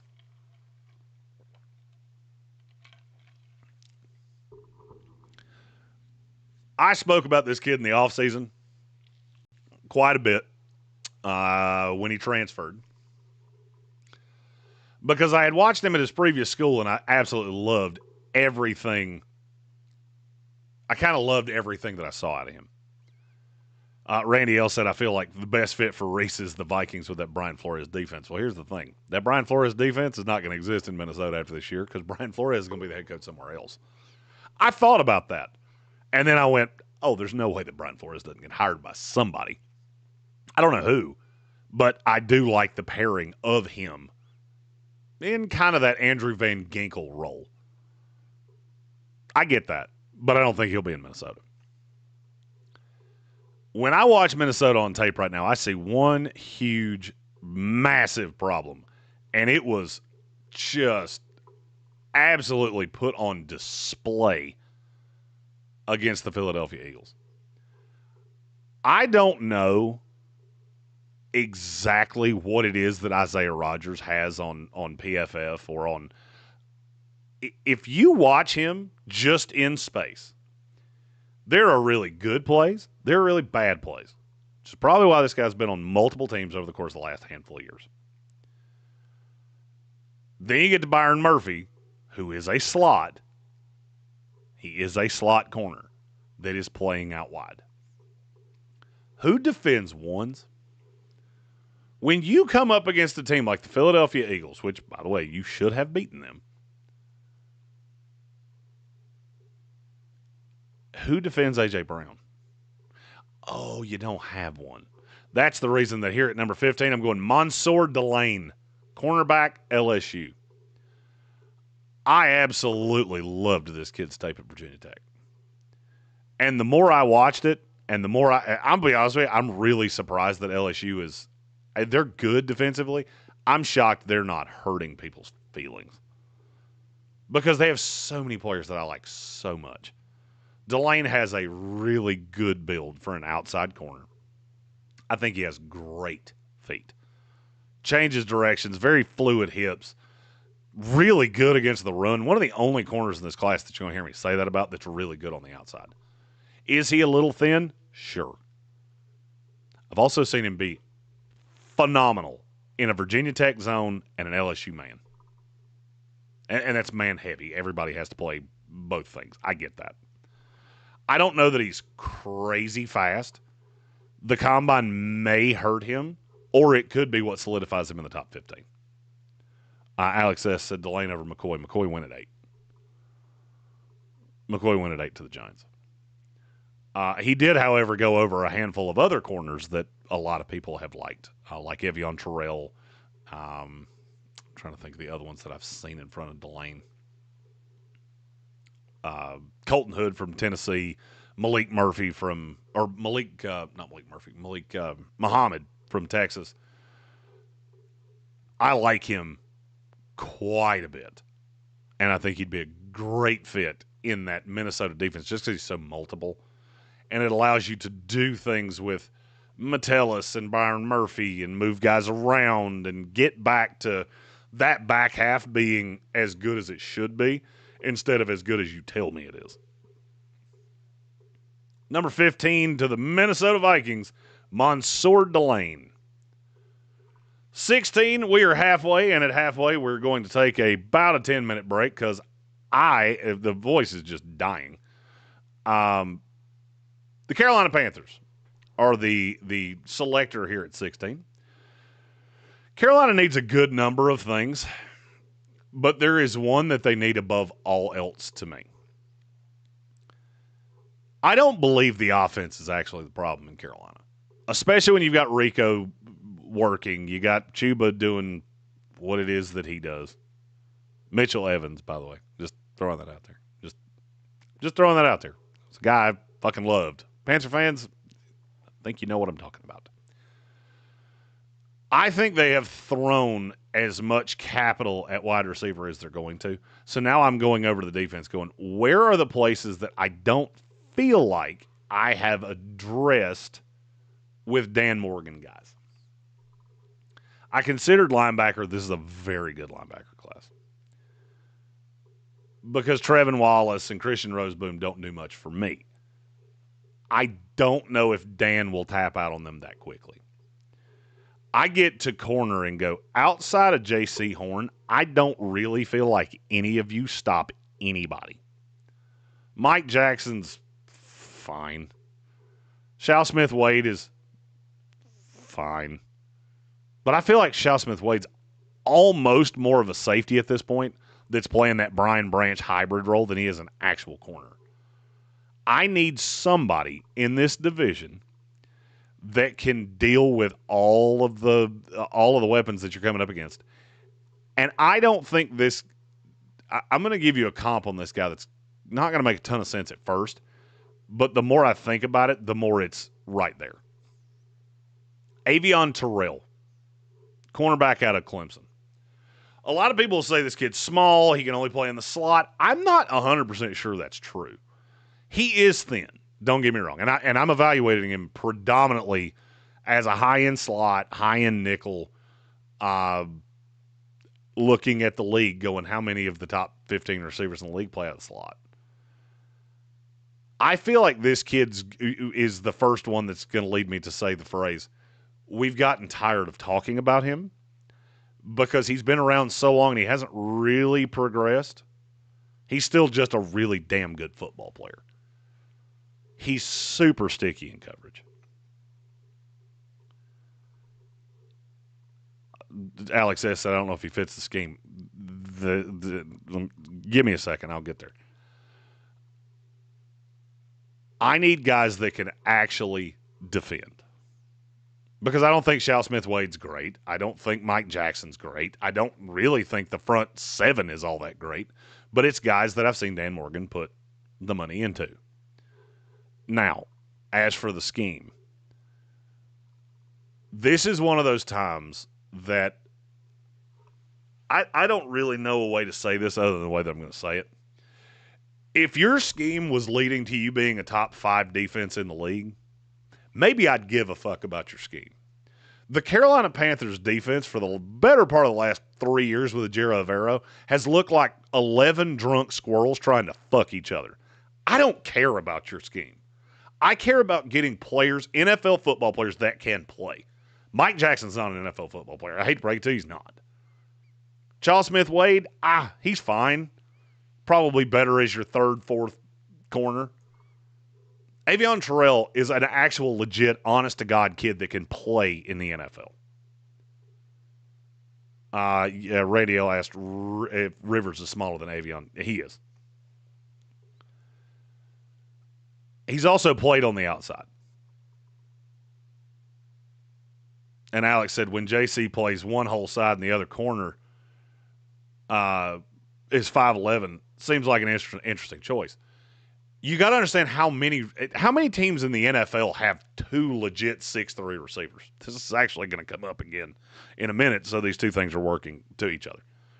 I'm so tired of hearing from it's not from the fans, it's from Carolina themselves, that Ejiro Evero is allegedly some fucking defensive wonderkind. He's not good. And Alex says, she said Mike Evans and Drake London, they don't play on the same team. One of them plays for Tampa Bay, one of them plays for the Falcons. The opposite receiver on the other end of Drake London is 5'10" Darnell Mooney. The one on the opposite side of Mike Evans is 6 foot Emeka Egbuka. Receivers in the NFL don't tend to be 6'4", 6'5". A lot of teams have 1. They don't have 2. I'm not overly worried about Avion Terrell in terms of can he play on the outside. I absolutely think he can. He's done it for 2 years at Clemson. He's been one of the best corners in college football. Bad competition. I get it. And he's also been really easy to avoid.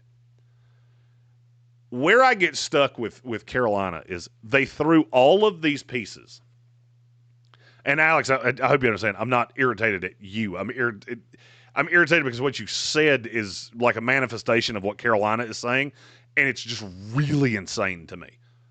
They talk about scheme fit and Carolina guys and having guys that fit our scheme and a Giro and all this. But then you went out in free agency and got 8 guys that don't make a fucking lick of sense for what it is that you're telling me that you're doing. You spend your money. You wanted Milton Williams. You had it done. And then he changed his mind. Okay. I fully get that. I fully understand that sometimes guys change their mind. And so what did you audible to? Tershawn Wharton and Bobby Brown. Have you ever watched those 3 guys play football? Because one of them's really good and plays one way. The other 2 are really half-assed and do not play the same way. This is a rant about Carolina that's probably long overdue because we're affiliates of the Panthers. I get having a plan and having a dedicated scheme and all of those things. The problem is that you don't adhere to it. And so when I get to a point right here and I look at, you can't stop a second wide receiver. You can't do it. Look at the teams that you've beaten. You know what they almost all have in common? They didn't have a second receiver.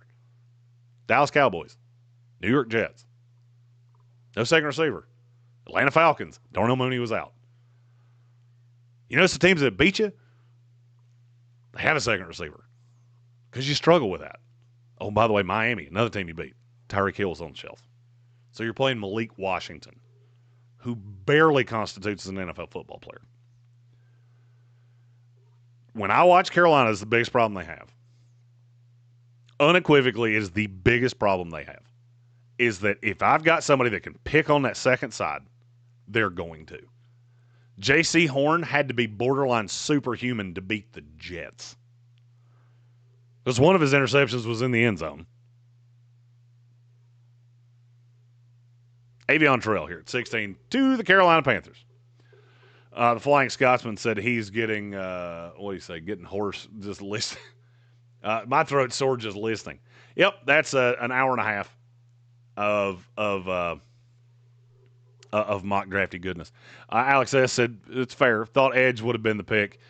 Here's the problem with Edge. You invested 2 second-round picks in Scorton and Iman Malan last year. That goes back to what I said about, I don't remember which team it was now. You got to look at where they've invested their draft capital. They still believe in that guy because they have to. You start missing second-round picks, you probably are going to start cashing unemployment checks. All right, we're going to take a short break here before the second half of the 2026 NFL Mock Draft 1.0. We're through 16 picks. I'll be back in just a minute.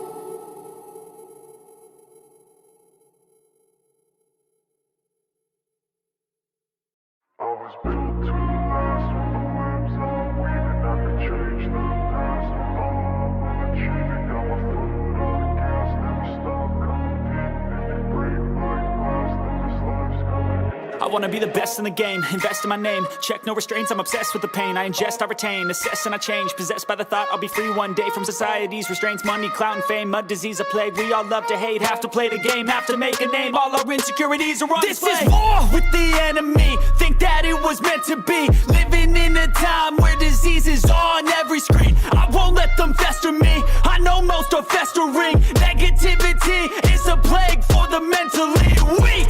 No mercy, all I got is working. Never stop searching, never quench the thirsty. I'm toxic and psychotic, with this logic, you can't stop it. It's been chronic since I was a boy, so neurotic and chaotic. Built to last with the webs I'm weaving. I could change the past with all I'm achieving. Got my foot on gas, never stop competing. If you break like glass, then this life's gonna eat 'em. Make mistakes real fast, then you learn how to beat 'em. If you take off the cast, you can see all the healing. If the pain's in the past, move on from the grave and put your foot on the gas. No, never stop competing, yeah. I've been doing this, I'm on it. I just wanna be iconic. Sipping on a gin and tonic, got me going off when I'm on this topic, yeah. If I ever play, I want it. You know that I'm always honest.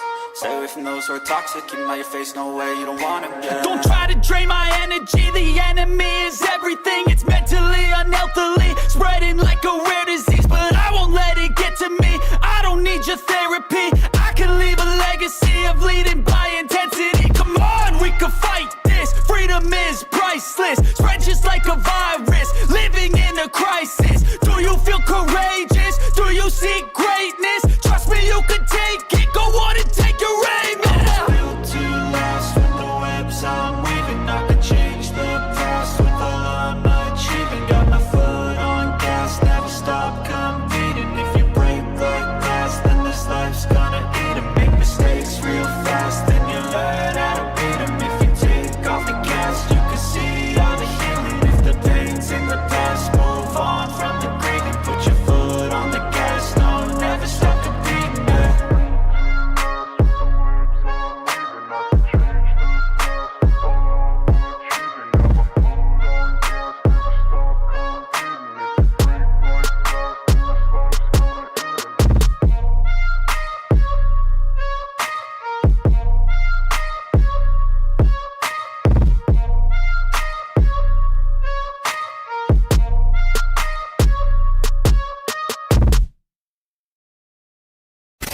Live from the Ingalls studio, I can't wait to play with myself every day. the Sportsocracy. Damn the devil to hell! Let the big dogs eat! Let them on the field! Come get you some of this. Fire them cannons! By golly, put more powder in those things. He couldn't take any more disappointment. Oh my God. The Jets killed him.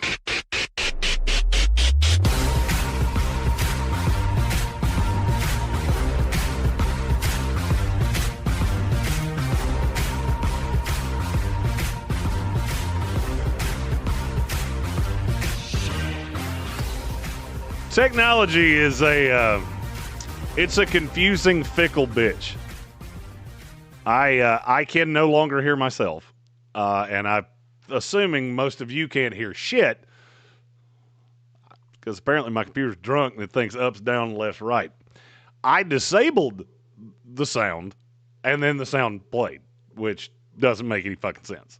I can't hear myself, so I'm hoping you can hear me. Randy says you can hear me fine, so awesome. I will figure. I'm Red Sea. I'm right there with you. I was literally knocking off the sound just to keep it from complicating my mic, and apparently I blew out everybody's eardrums. So sorry about that. We are through 16 picks of Mock Draft 1.0. Last pick was the Carolina Panthers. I will flip everything up on the screen so you can see where we've been if you're just joining in. Fernando Mendoza going 1 to my New York Jets. Another quarterback sure to disappoint me quick, fast, and in a hurry. We are we are at the start, the kickoff, if you will, of the draft this season. This is a good time to point to, for anybody that's ever come to me and said, hey, I'd like to do draft things. This seems fun. We're going to have an opportunity for you to do that. So something that Bill Workman, who is my partner on NFLDraft.net, something he and I have talked about over the course of time is that we have some really smart people that are listening to our stuff that say they want to do draft stuff. Well, we're going to give you a chance. Bill has broken up what is a very large draft class into some chunks, 30, 40, 50 players apiece. Anybody that's interested in evaluating these guys and having your stuff featured on NFLDraft.net, coming on the show, talking about your guys, we're going to give you the opportunity to do that. So if you are interested in that, feel free to message me at ESPN Draft Nerd on Twitter. My email address is jeremy@thesportsocracy.com or Jeremy Greene with an E at iHeartMedia.com. If you're interested, we'll give you a block of players, and those become your guys. We want to grow all of these things, and we want you to be involved in that. And Randy, I wasn't yelling at Alex. I was yelling at the Panthers. I hope it didn't come off that way. Alex was as an affiliate of the Panthers, I talk to these guys a lot, and some of the shit that they say to me gets on my nerves. And Alex just so happened to be the one that he didn't even say it. He asked, and it sent me on a tirade that was meant for somebody else. So, Alex, I hope you understand that was not addressed at you. That was addressed at the team. So, if it felt like it was at you, I apologize. I didn't mean for it to be. I love Dan Morgan. Some of the others in that front office, I don't feel quite the same way about. So, we'll leave it at that. But if you're interested in showing off your scouting skills, just let me know. Jeremy at thesportsocracy.com or at ESPN Draft Nerd on Twitter.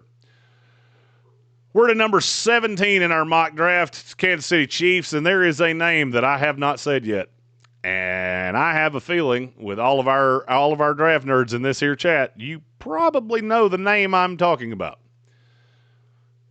Kansas City Chiefs are on the clock, number 17, and we're going Peter Woods, defensive tackle out of Clemson.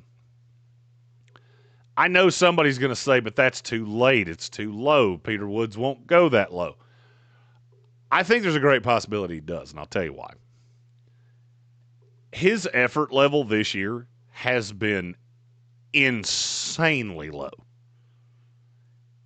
He's still hitting the win rates. He's not getting the pass rush grade. He's not been as good this year as he's been in the past. What's disconcerting to me about Peter Woods is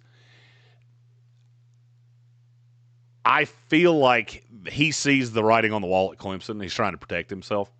And this was actually brought to me by a handful of other people about Clemson and how, Parker appears to be playing really hard and some of these other guys don't. I think it falls into they're really bad fits for what they're being asked to do. I think Clemson hired a defensive coordinator, and they did it not really worried about the talent they had. They went and got the best guy they could get because Tom Allen's daughter goes to Clemson. And it hasn't worked. And the defense hasn't been good. I'm going to tell you a stat, and again, I always preface when I use PFF things, it's just the best metric that we have. Outside of the Carolina game, which is basically like playing a high school team at this point, how many games has Peter Woods graded above a 75? You want to hear it again? He's just been average. I think he has it in him. I think he will be a good player in the NFL. I just am very bothered by the fact that he is really kind of checked out. Randy L's got a good point, too. Clemson's had a thing with defensive linemen for years. They're never quite as good as you expect them to be. And I think it's because of the level of competition. When I watched the LSU tape from Peter Woods, I forgot he was on the field for extended periods of time. Now, he would come back with a burst play. A burst play every 12 snaps is not a top 10 defensive tackle. I am afraid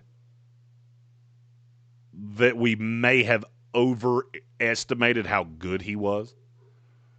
I mean, look, I still see a lot of the same things that I had said in the past about Peter Woods. I had him number 3 on my initial board coming into this year. I don't have him that high anymore. He's very versatile. He can play a lot of positions. I think he's going to get shoehorned into a defensive tackle in the NFL or a 3-4 defensive end. I'm not quite sure which one. And he is explosive, and he's got raw talent. But there are times that it feels like he doesn't know how to play football. He looks like a bull in a china shop way more than I want him to, and not in the good way. In the I'm freakishly strong, but I do not have any plan, any diagnosed. I didn't go into this with a thought of I'm going to beat this guy with blank. And those guys a lot of times come into the NFL and they just don't have a move. You know, Dwight Freeney became a Hall of Famer because he had a move that he could beat you with any time. Peter Woods feels like it's just a dog chasing cars. Wouldn't know what to do with it if he caught it. Doesn't really know how he's going to catch it. But by God, if he does catch it, he'll gnaw the shit out of that tire. Now, you put him in that Kansas City defense, I think he would ultimately be the replacement to Chris Jones a couple years from now. But you put him next to Chris Jones with Omar Norman Lott, who, by the way, T's and P's, I believe is an ACL on Norman Lott. That gives you another piece in this front seven that can allow those linebackers to roll downhill. I love the fit of Peter Woods in Kansas City. I don't think Kansas City is going to pick this high. But this is about the range that I think Peter Woods belongs in right now. Number 17 to the Kansas City Chiefs, Peter Woods, defensive tackle out of Clemson. There's another name I haven't said, and I feel like there's going to be some fights over this one. Number 18, the Chicago Bears, Keldrick Falk, edge out of Auburn. I know at least one person in this chat is a Keldrick Falk truther. I would love to know what it is that you're seeing that I'm not seeing. And now, I want to preface, I'm not saying that the kid's not good. He's a good talent. Pass rush win grade is low. To me, he looks like a really good run stuffer that can win from time to time. And then I boil it down to, man, you've played 3 good offensive lines and you have been dog shit in all 3 of those games. You run roughshod on Illinois State and Baylor and South Alabama and Oklahoma. Then you got to get up against the big boys, and all of a sudden, I don't see it anymore. I think he fits a very specific role. Now, the Chicago Bears are an interesting team to me because they seem to just be throwing things against the wall to see what sticks. And this is where I'm going to say that a really good coach, which I think Dennis Allen is a good defensive coach. I am intrigued by the idea of Falk playing on the inside as a defensive tackle because I think that's where he's going to win the most. He's really long. He's a really good run defender. I think he can play edge on first and second down. Freakishly strong. Squatted 700 pounds. Bench press 415. But his initial his burst is not what you want it to be. He doesn't really have pass rush moves. He wins because he's big and he's long and he's strong. That doesn't strike me as a defensive end in the NFL. That strikes me as a 3-4 defensive end, or it strikes me as a defensive tackle. And that's where I think he ends up playing. That's why I like him so much with the Bears, is because I can put him on the inside of Montez Sweat and I think get the best out of both of them. But I don't think he's going to win consistently as a 4-3 defensive end in this league. And I've tried to love him. I want to love him. but he doesn't give me a whole lot of reason to love him. And the more of the tape I watch, the less I like it. Sorry, I got 48 text messages there right in a row. It scared the hell out of me. I like Falk. I think he's a middle of the first round guy, not a top 10 pick. He's going to be discussed a lot over the course of the process. And who knows? Maybe it grows on me. Maybe I find a team that I just absolutely love the idea of him winding up with. I haven't yet. I like the idea of the Bears. And that's who they take right here at number 18. 19, and this is a name that I don't believe I've ever said on this show before, so this is probably going to be the first time you're going to hear an opinion of him from me. It's Vega Ione, guard out of Penn State. We've talked about the interior offensive line class this year and the fact that it's very beauty's in the eye of the beholdery.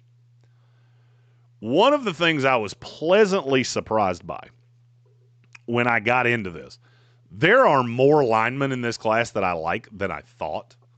And Ione was the one that just kept jumping off the screen to me. He's a house. He's a house, but he's a really athletic house.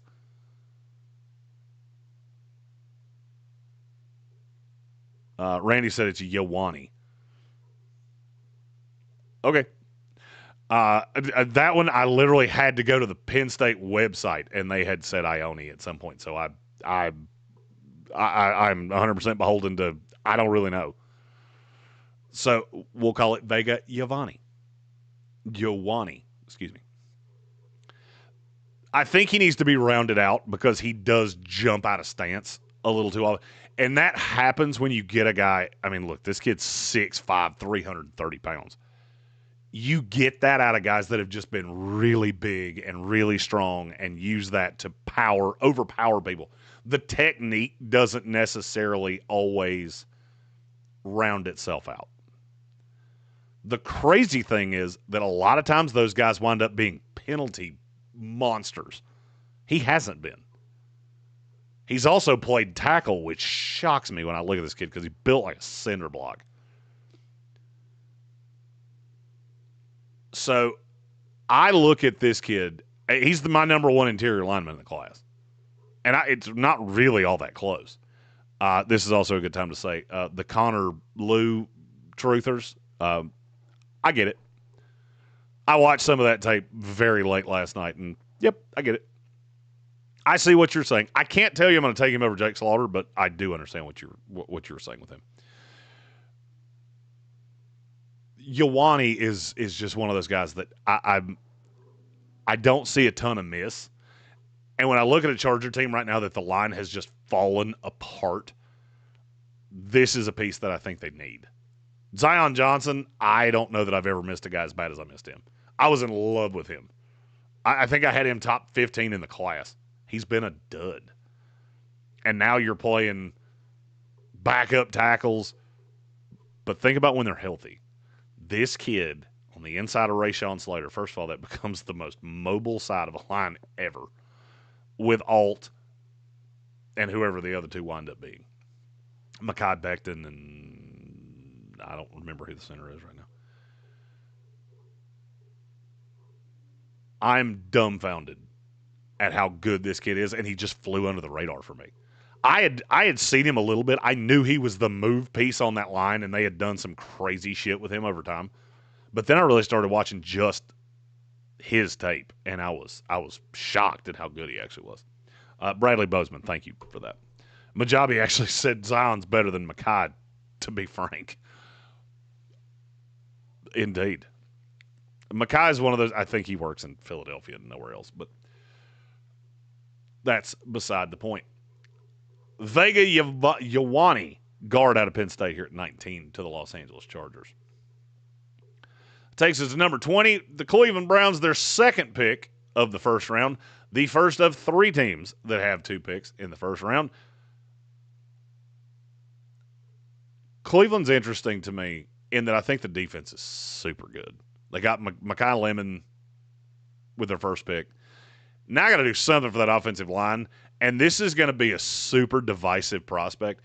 Caden Proctor, offensive lineman, Alabama.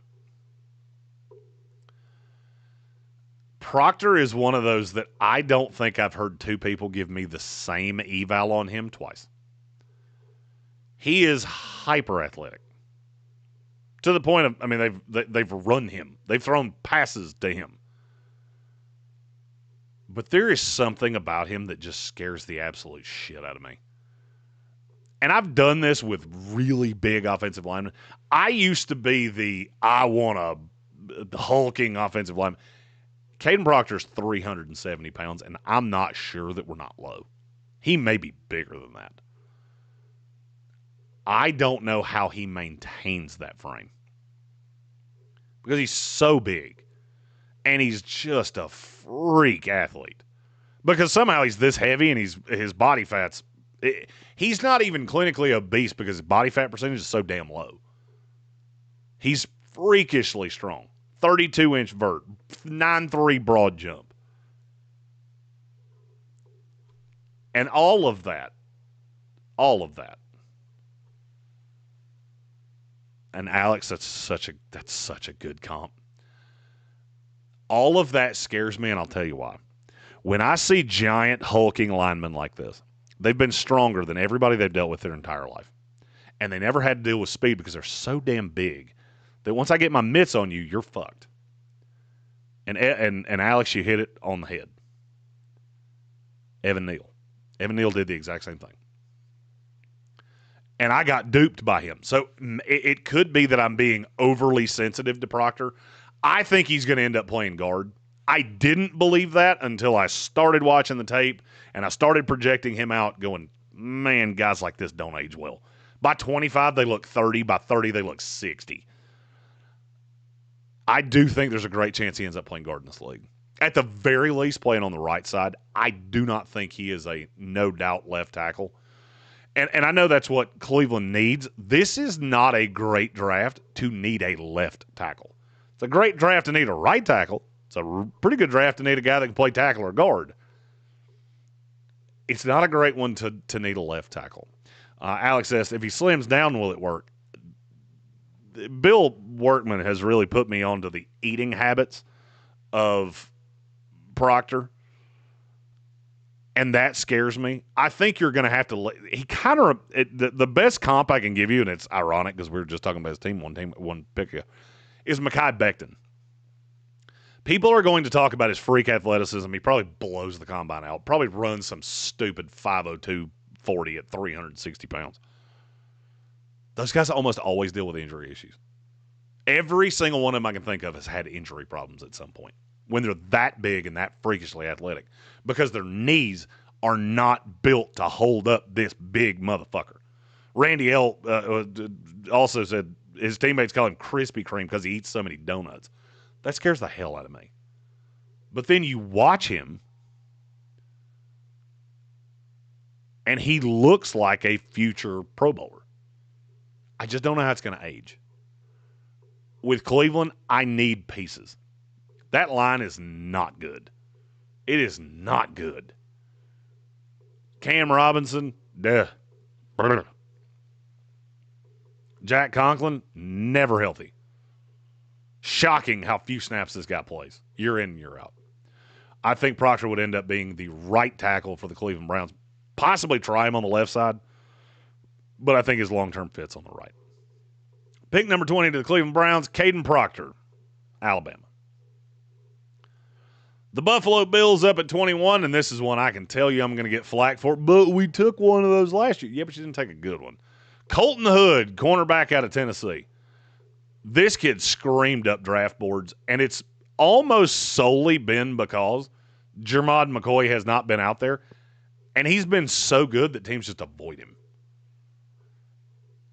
I didn't have a very high grade on him coming in because I didn't really know a lot about him.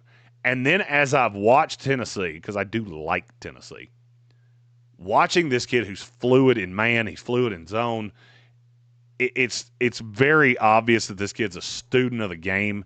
Just watching his technique, he looks like a coach's kid. And I don't know, hell, his dad could be a coach. I have no idea. He looks like a coach's kid because everything he does is so to form. There are pieces about him that I'm not in love with. I don't think he's a great run defender at this point. I believe that can come in time.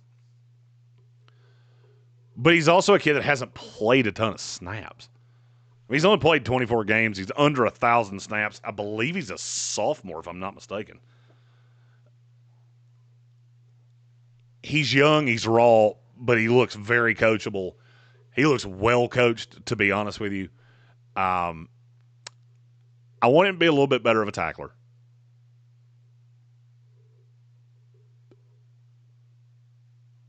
And I want to see more of him.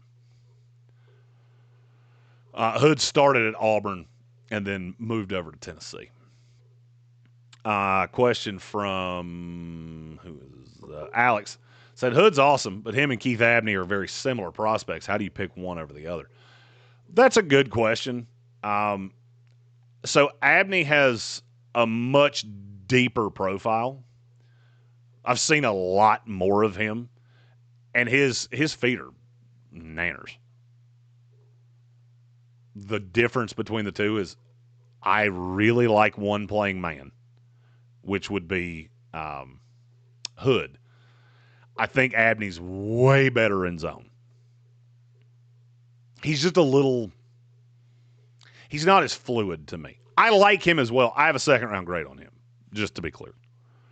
And I would not like him in Buffalo as much. I would think Abney would be more of let me look at the order here and see if I can see a team. I did not have him going in the first round, just to be clear. I would like him probably better. Tampa. Oh, good Lord. Him in Tampa would be. Good to see Benjamin Morrison actually playing snaps this Monday, by the way. I like Hood a lot. I like the fit in Buffalo. But good point on Abney. I like him as well. And I know Buffalo just took Maxwell Harrison, and, if I had seen him do a damn thing because he hasn't played a game yet, it would be easier for me to go, oh, yeah, that's the fix. But I didn't like Harrison that much as a prospect in the first place. So, I just don't think that fixes anything. I got to hear a lot of Bills fans tell me, well, it'll be better when Harrison comes back. You sure about that? Because I'm not so sure about that. Pick 21 of the Buffalo Bills, Colton Hood, cornerback out of Tennessee. 22, a player that I don't know how people are going to love the fit here, but I do. And it was after I watched this team play recently and went, hey, it'd be nice if you had anybody you could count on outside of your number one. Weird. This kid went to the same school, and you would be picking him in damn near the same spot. 22, the Seattle Seahawks, Carnell Tate, wide receiver out of Ohio State. I have gone on record as saying I'm never doubting another Ohio State wide receiver as long as I live. I just don't care. Wide receiver at Ohio State is now the reverse of how I feel about their quarterbacks. I don't trust any of their quarterbacks. I trust all of their wide receivers. As I've watched more and more of Tate over the course of this year, he started reminding me of a lot of guys that I like a lot. Got really good hands, really good with the deep ball. I see a less refined, slower version of Rome Odunze. Because he's just so crafty at getting open deep, and he can kill you in the intermediate. Excuse me. I don't think he's going to test particularly well. And I'm not going to lie. He's one of those players I look at and go, don't run the 40. Don't run the 40. I don't think that's going to go your way. Because when I watch him in just straight line, uncontested situations, he's not blindingly fast. But he's so big that I think you pair him with Jackson Smith and Jigba and what I believe you're going to get with Torrey Horton, that becomes a receiving core and Elijah Arroyo and Zach Charbonnet coming out of the backfield. That becomes a group of weapons that is just insane. I'm not going to do the same thing with him I did with Ibuka, which is, well, you weren't the number one. It's Jeremiah Smith. Jeremiah Smith's different.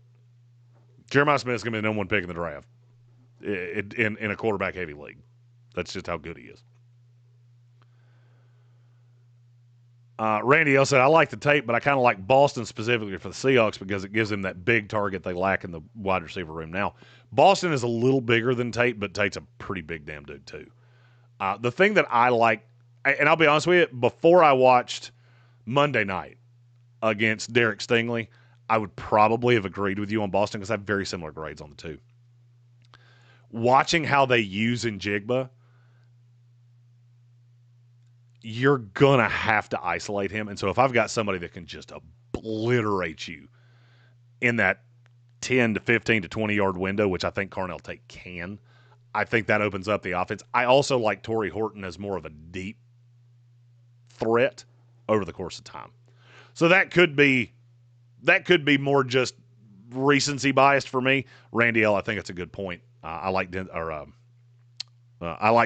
thought of Boston, Denzel Boston with Seattle as well. I just like Carnell Tate just a little bit better. You're not going to wait long to hear Denzel Boston's name either. Right here, Carnell Tate, number 22 to the Seattle Seahawks.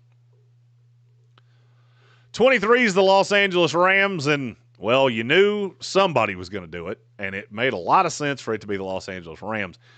You got to have somebody to play quarterback a year from now.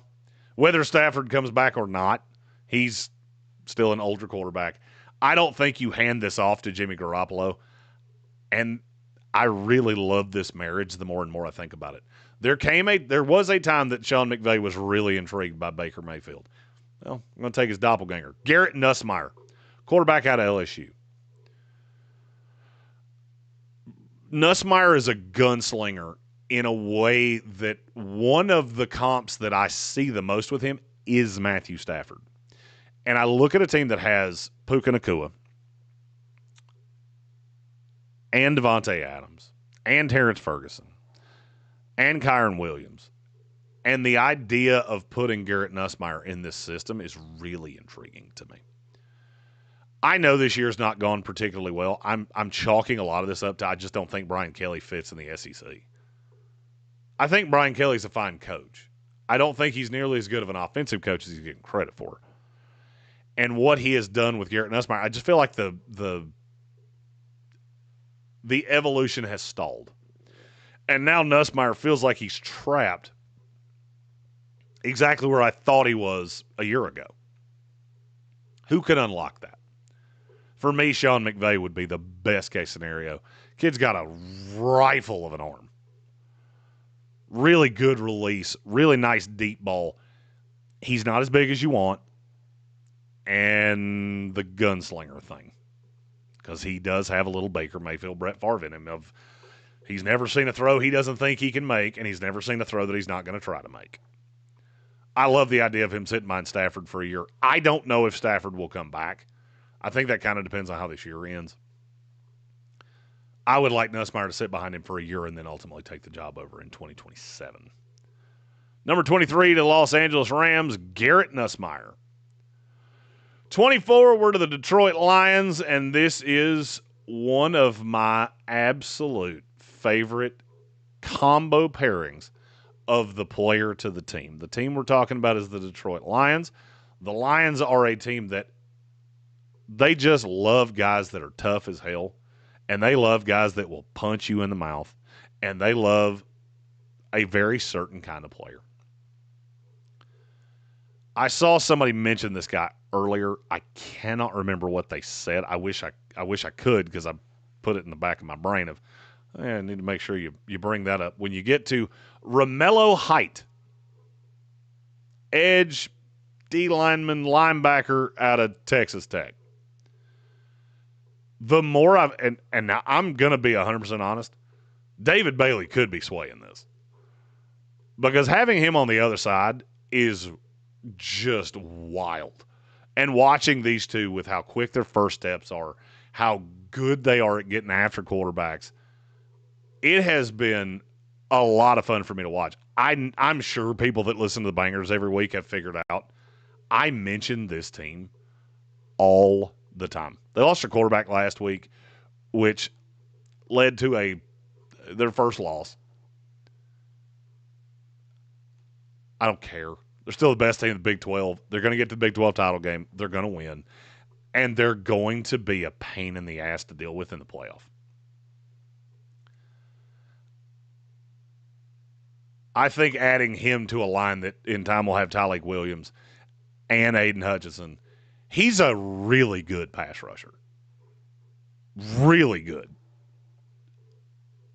He makes splash plays against the run, but his run defense grade and his run stop rate are both lower than I would want them to be. He's currently got a 23% pass rush win rate. I understand that is inflated a little bit because you have David Bailey on the other side. It would be inflated having Aiden Hutchinson on the other side too. He's the second highest rated edge in America right now. I love him.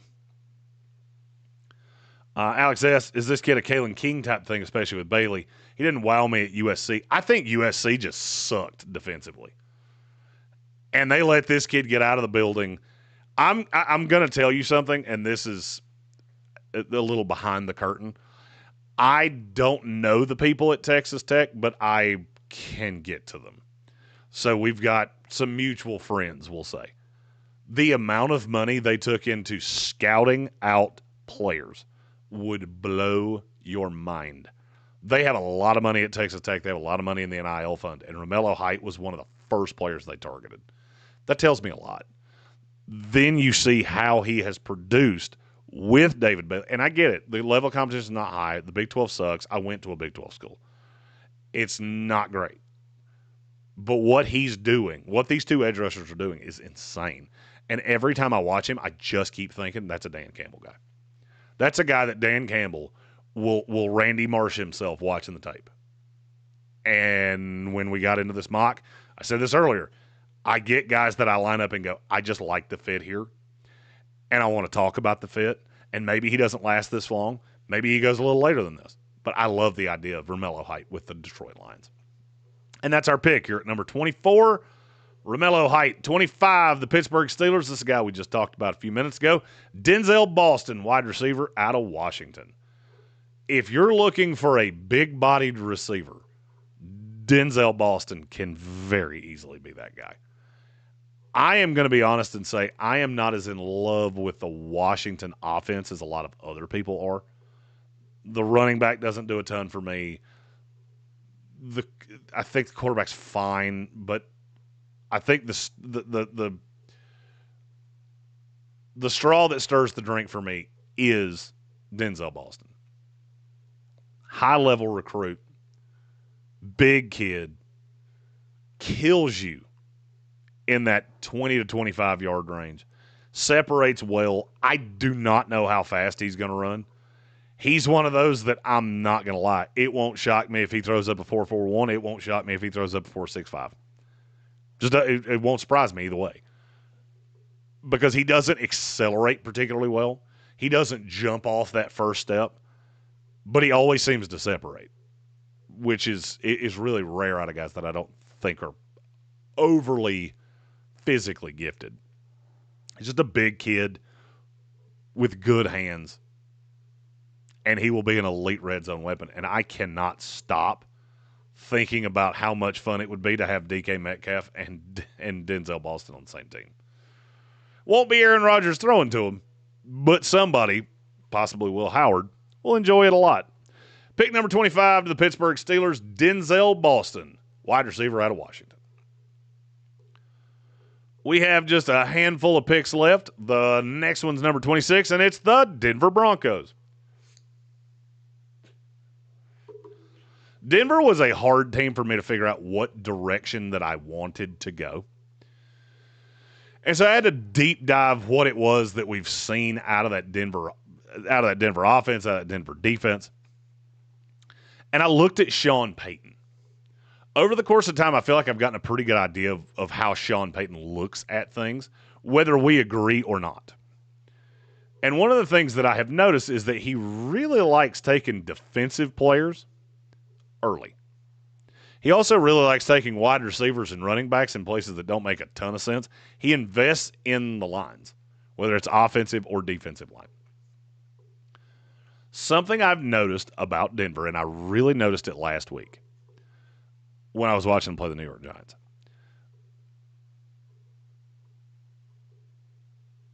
I feel like they have a hole on that defense. John Franklin Myers is a player that obviously I know pretty well from his time with the Jets. I don't think he fits the role he's playing as well as a lot of other people do. And I get it. He's a bigger guy, been a good pass rusher his entire career. He's held up against the run, but I also feel like teams run at him. And maybe that's that they're running away from Zach Allen. I don't know. I saw a fit with a player that I didn't really know. I didn't know where to put him. And the more I thought about him with Denver, the more I liked it. 26, LT Overton, edge rusher out of Alabama. This kid's name has been front of conscious for what feels like 4 years. I believe I remember him being in a Madden draft class 3 years ago. But I don't know that he's the player that a lot of people make him out to be. 6'5", 280. Height, weight, speed is all there. Strong kid. Top 10 recruit. Yoked. I don't know that he's ever going to be a good pass rusher. To me, he strikes me as I think he's going to be a Brandon Graham, Derek Barnett type of he's so damn good against the run. And he's going to play snaps. He will play snaps as a pass rusher. I just don't know that he's ever going to be great at it. And those guys get pushed down the board, and they wind up with a lot of the same guys. And I feel like Sean Payton's one of those guys. Overton has a weird tape so far from this year. Run stop rates through the roof. He has not graded as a great run defender, but I think that's one of those PFF things where I don't agree with how you're seeing the tape. I like this kid a lot. I just want him to go into a very specific setting. And Denver, for me, is that setting. The idea of him with Zach Allen on the other side is just really intriguing to me. And DJ Jones in between them. With Benito and all those edge rushers coming off the edge. Number 26, the Denver Broncos, LT Overton. Edge rusher, Alabama. 27, the Tampa Bay Buccaneers. And no, I promise you I didn't do this just solely because he's a Georgia Bulldog and Tank is a Tampa Bay Buccaneer fan and a Georgia Bulldog. It's because the number one position I watch for the Tampa Bay Buccaneers and go, holy shit, do you have anybody that is linebacker? C.J. Allen, linebacker out of Georgia. If you ever really want the living embodiment of how much coaching matters, I need you to understand that when we started this process, I didn't have a Georgia player in my top 65. I'll have 5 or more players from Georgia go in the top 2 rounds as we keep on doing this. C.J. Allen is a 3-down dog. Really good as a run defender. Elite tackler. Great closing speed. He looks like a jaguar at times just tracking down runners. And he's smart as hell. The thing that bothers me, can he cover in the NFL? And I don't know. I just don't know. I've seen good. I've seen bad. I've seen him get... There have been times I felt like in coverage he was guessing, and it's because he knows that he's got talent behind him, and if he gets burned, it's okay. Sometimes the eyes are in the backfield. He's not quite as fluid in coverage. If you told me he became one of the best first 2-down linebackers in the league and never played against the pass, I don't think I'd care. That's how good I believe he can be. And with Tampa Bay just having a massive lack of linebackers, this was another one of those that I really liked the fit with the player and the team, because one of the things Tampa Bay does so well, they force you to be one-dimensional. I don't think they're a great pass defensive team, but they have invested in it. Benjamin Morrison, I think, will be really good in time. The pass rushers are getting better. And the more one-dimensional they can make you, the better.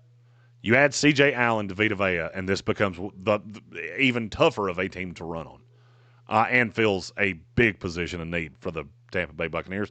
And if he becomes a good coverage guy, even better. If he becomes a good coverage guy, he'll be a Pro Bowler.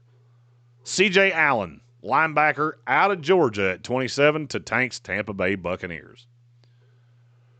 28, the Philadelphia Eagles.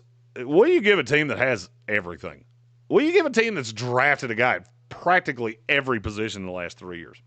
Oh, you replaced the player that you told me they were going to get rid of last year. Kenyon Sadiq, tight end out of Oregon. I say this every year. It manifests itself every year. And last year, winning a Super Bowl, I feel like took the heat off of Jalen Hurts. When you force him to beat you, he really struggles to do it. I'm not saying he can't do it. He really struggles to do it.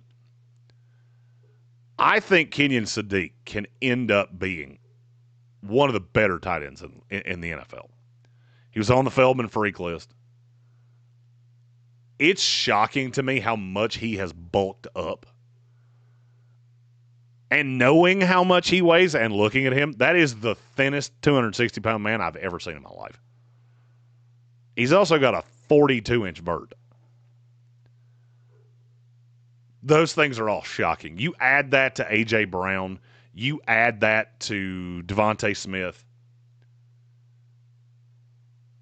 And I really like where that leads this offense. Jack S. said he's so good, but we have such bad holes there in right tackle. I'm assuming he's talking about if Lane were to retire. In terms of the holes that I saw at Philadelphia, and I'm just going to go back to my notes and see what I had written here. Guard was something that I was really high on. The problem is there wasn't a guard that I felt all that good about taking here for them. Tight end with no Goddard. I don't love Grant Calcaterra. I don't think that's a long-term solution.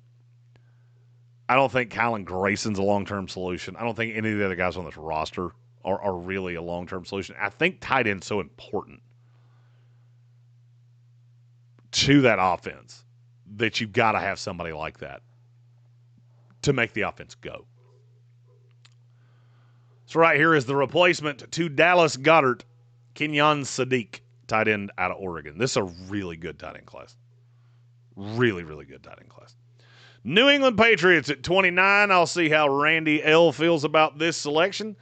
I want to get weapons for Drake May because I feel like your offensive line it's holding up decently. It's also very young. Morgan Moses is the elder statesman of the group, so you could look to go Caleb Lamu. I don't think that's where I want to go solely because I do believe that there are linemen in that day two that I can add to this team that I can develop with. The thing that I'm noticing about New England is I think a lot. Man, I really wish they had a deep threat. I wish they had a guy that was what Tyquan Thornton was supposed to be. Well, it's ironic because there is a guy in this class that I think can be that. And his name, Chris Brazil, wide receiver out of Tennessee. This kid is a problem over the top. And I get it. He's in a pick and pop scheme. He's in that Tennessee offense. He's still in the SEC. And he's beating good corners week in and week out. And when I watch this kid, I see I'm not a huge fan of the receiver who is just height, weight, speed, is just a deep threat. And I feel like that's what people say about Brazil. I don't really agree with it. He's 6'5", 208 pounds. I see an elite deep threat. I also see a freak future receiver that can work the intermediate. He's shockingly agile. And he just goes up and gets the football. He also blocks well. The biggest knock I have on him is he's a little thin. That's it. And he has a few drops. I don't think they're as bad as what has been said about him. But I think you add him to – right now I feel like they have a lot of guys that are really good catchers of the football that can separate in short area burst. I don't necessarily feel like they have that crazy over-the-top guy that just opens up everything. Randy L. just saw someone give Brazil to New England another mock. That was Mike Renner. And I only know that because he was the one that put it in my head. I don't hate it. May loves the deep ball. Yes, he does. He could work well here. Mac Hollins with speed. That's actually a really good comp. He's Mac Hollins if Mac Hollins could fly.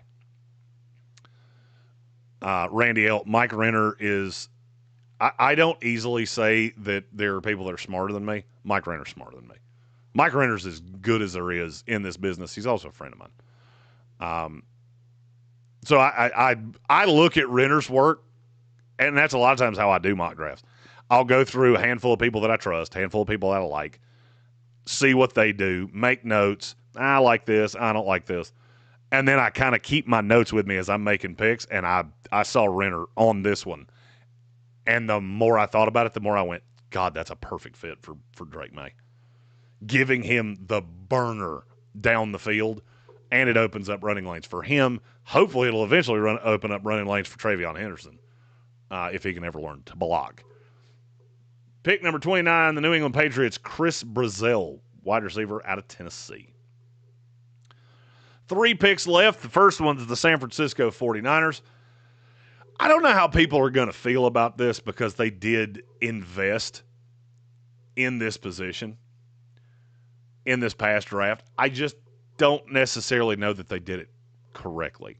I don't really trust San Francisco to do much correct in the draft. Right now, I'm seeing Bryce Huff. Bryce Huff is a dog in this defense. That wide 9, and I remember it from his time with the Jets. In that wide 9, he is so difficult to deal with. Mykel Williams, dud. Tried to tell you he was a dud. Nobody wanted to listen. Not getting much from the interior of the defensive line. They drafted 2, and I have to check the snap count solely because I don't know off the top of my head. They drafted C.J. West. He's played 88 total snaps. How'd that work out? Alfred Collins, he's played 194. And both have been dog shit. If when Bosa comes back, you're going to have Huff and him as the 2 on the outside. You've got to give me something in the middle that I can count on.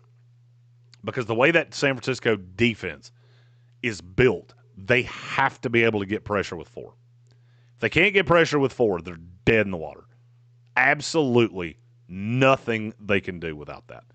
I told you last year, I like C.J. West. I like C.J. West as a run stuffer, as a true nose. That's not what he's asked to do here. I was not wild about Alfred Collins. A player that I am wild about. Nope. Got to hit the button. Is Kristen Miller, defensive tackle out of Georgia. This is another one of those that kind of goes to what I said about never doubt how much coaching matters. I didn't love much of anything on this Georgia team because I thought they were all a year away. Now I'm looking at a defensive tackle in Kristen Miller that has a high pass rush win rate. He grades out well against the run. And then you put him in between Huff and Bosa, who I think are that is an evil combo in that defense. And Kristen Miller can really hold up. And then you rotate in C.J. West. You rotate in Alfred Collins. I think that actually gives you a solution on your defensive line as opposed to, well, we need one, and this is the one that's here, which is what I feel like they did last year. Gary Birch, is a Bosa ever really back, though? That is not a bad question that you asked there. Because they do seem to just live hurt. But, man, when they're on, they're on. and they're really, really good. We are down to the final two picks in the mock draft 1.0. The Dallas Cowboys with their second pick in the first round, Anthony Hill Jr., linebacker out of Texas. First of all, and I cannot emphasize this enough, Jerry loves doing this shit. See DeMarvion Overshown. He loves finding a hyped ballyhooed player from in that geographic area and bringing him to be a Cowboy. Anthony Hill Jr. has not been what we thought he would be this year. This is another time that I look around and go back to the tape. He hasn't been everything he was promised to be. But he's still really damn good. He's still really damn athletic. He's still freakishly quick sideline to sideline. He's still got a really good knack and a really good nose and eye for the ball. I think the Texas defense, being far less than we thought it would,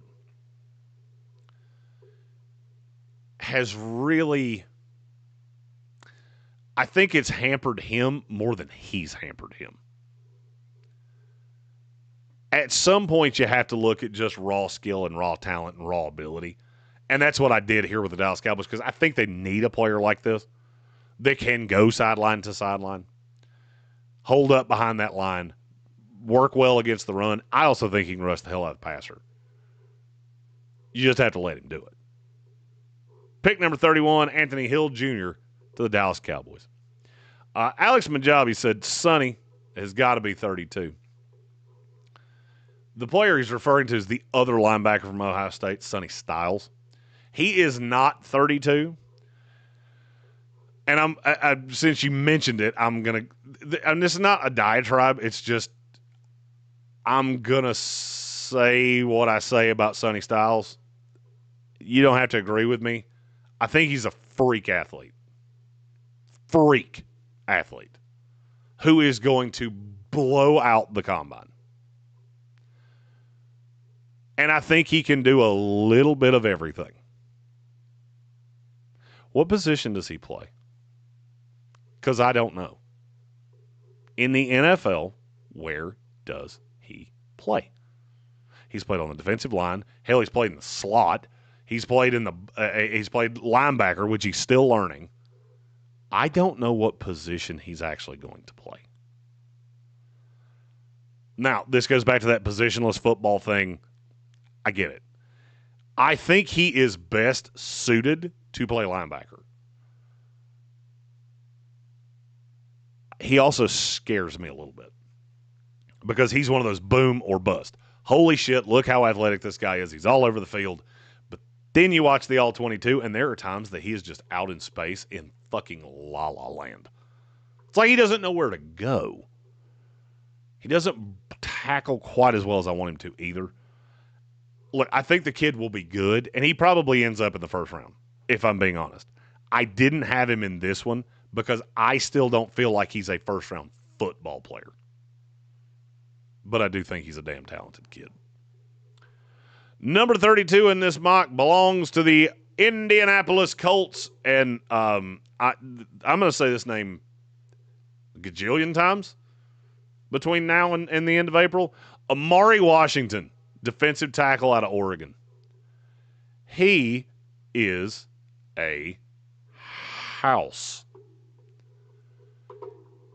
He is also, at times, there are times that I watch him and go, you don't look like people, because you shouldn't be able to move like that as a defensive tackle.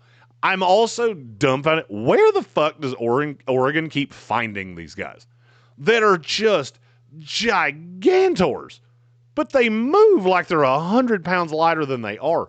This kid's 330 pounds. He has a 36-inch vert and has hit 21 miles an hour on GPS tracking at Oregon. Wildly explosive. But he's super raw. And now, Majabi, I'm really glad you asked that question about Sonny Styles. both of these guys to me are raw, whether it's Styles or Washington. Washington plays a more valuable position, which is why I prioritized him. If you can get a true nose defensive tackle like this to just become a game wrecker, it can completely change your defense. Same thing can happen with Sonny Styles as well. And I'm not going to lie, I considered him. I actually considered Sonny Styles for about 5 spots in this mock, and he just never made it into one. Somebody like Amari Washington is so rare that you get a guy that's this big, that moves like this, that has this kind of potential. I don't see a way he doesn't end up in the first round. And I've seen a lot of people that I know in the industry that have written up things about the draft, and they're in the same boat that I am, that they're starting to put pieces to teams, and they're starting the work for April. I had to get him in this mock because I think there's a possibility that this kid ends up going in the top 20. He's getting better every single week, and he's already pretty damn good. Boys and girls, that is indeed a mock draft. If you've got any questions, fire those into the chat while I fix my camera, which I just screwed up somehow. Boop.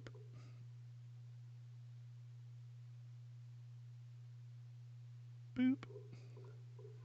Don't quite know how I did that. But I knocked my camera off. You'll see the picks flipping on the screen around my face. Majabi said Oregon defensive tackle has been pretty good so far. There's a lot of them. Nike. I saw putting in works comment that got stuck in my head. Oregon seems to just be developing guys in a lab at this point because it doesn't seem like anybody else has guys that are quite like that. They're fun to watch. They're fun to watch. It's a fun defense. It's a good team. Gary Birch asked about Chris Bell. So I'm going to be putting out top 5s over the course of the next probably 2 weeks. We'll do another one tomorrow at Bear Smokehouse Barbecue. I would say wide receiver is probably the one I'd do tomorrow because wide receiver is deep. Is there I would be targeting a receiver there in the second round if I was Washington. There's just so damn many of them. I mean, just looking at, and this is not the ranking. It's just the ones that I've got an eye on. You had Tyson, Lemon, Tate, Brazil, and Boston all go in the first round. Then you get KC Concepcion, who's a really good slot player. Chris Bell, 6'2", 220, and absolutely one of my favorite players in this class to watch. Nick Harbor, if he comes out, who's 6'5", 235. Elijah Surratt, who reminds me so much of Jericho Cotchery, it's gross. Jacoby Lane, Jeremy Bernard, Antonio Williams. That's to 12, and I still haven't said Deion Burks. I haven't said Eric Singleton. I haven't said Malachi Fields. I haven't said Zachariah Branch. I haven't said Nick Anderson. I haven't said Aaron Anderson. Or Eugene Wilson. Or Bryce Lance. Wide receiver is or Deuce Robinson, who I love. Or C.J. Daniels. Or Jaden Greathouse. Maybe you see my point.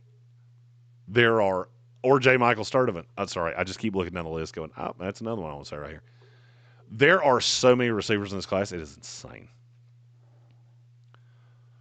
Alex Majabi, where do you see Mateo Uiagalelei from Oregon going? Mateo was in contention to be one of the last picks. He would be in the top 5. He'd be in the top 5 in the second round.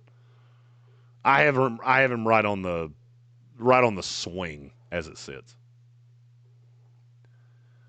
Detroit fan man, the Lions love guys with hard to pronounce names. Romello Height sounds like a banger. Romello Height sounds like the front man of a blues band from like 1980 that was just fucking awesome.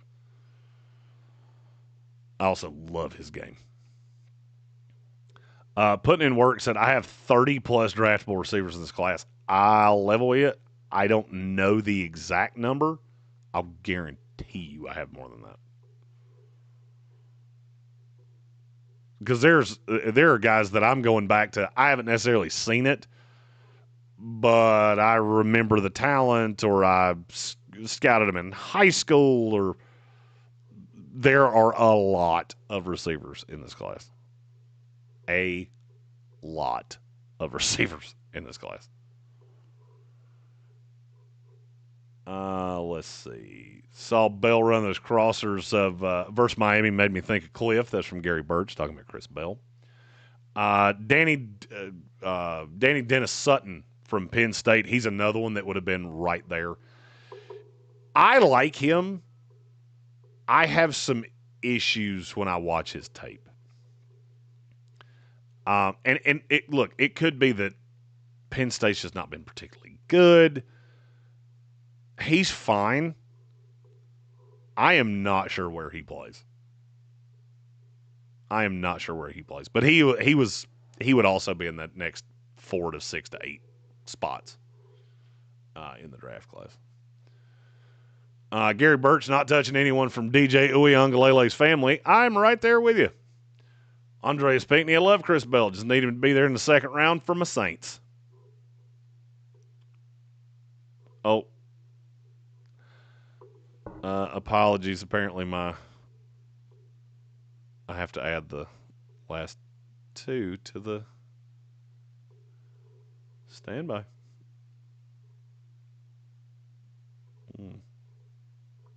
Should I have them all?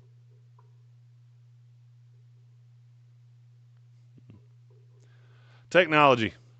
Right now, my sound is completely off, and you can hear me. And you can hear buttons and all kinds of other things. When the sound was on, you couldn't. Because technology is drunk.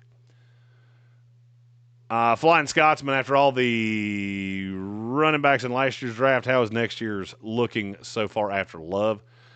I think, obviously, it's not nearly as good. I really like Nicholas Singleton from Penn State.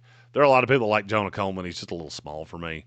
Justice Haynes really good between the tackles.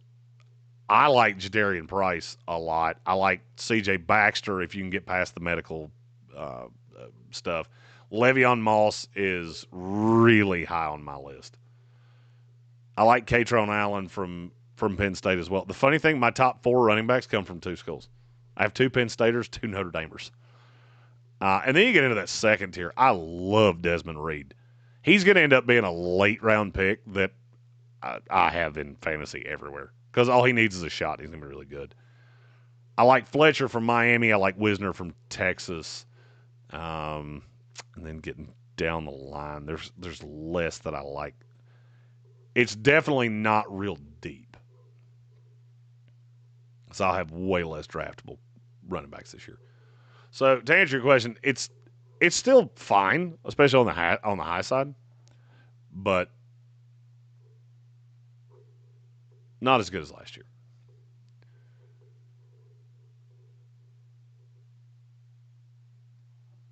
Randy L said Coleman's short but small. Yeah, he's 230. But I meant short's what I meant.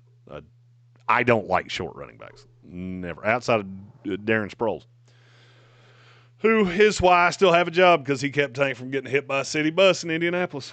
Here by the grace of Darren Sproles. Alex Majabi, where do you see Mateer getting drafted? Consensus seems to be not going to be a great NFL quarterback. I think he's in the top, I say top half of the second round. Team will take a shot on him. Alex Majabi said Dominic Orange. Caleb Banks thoughts. Orange would be, I can tell you he's in my top 5. Hold on.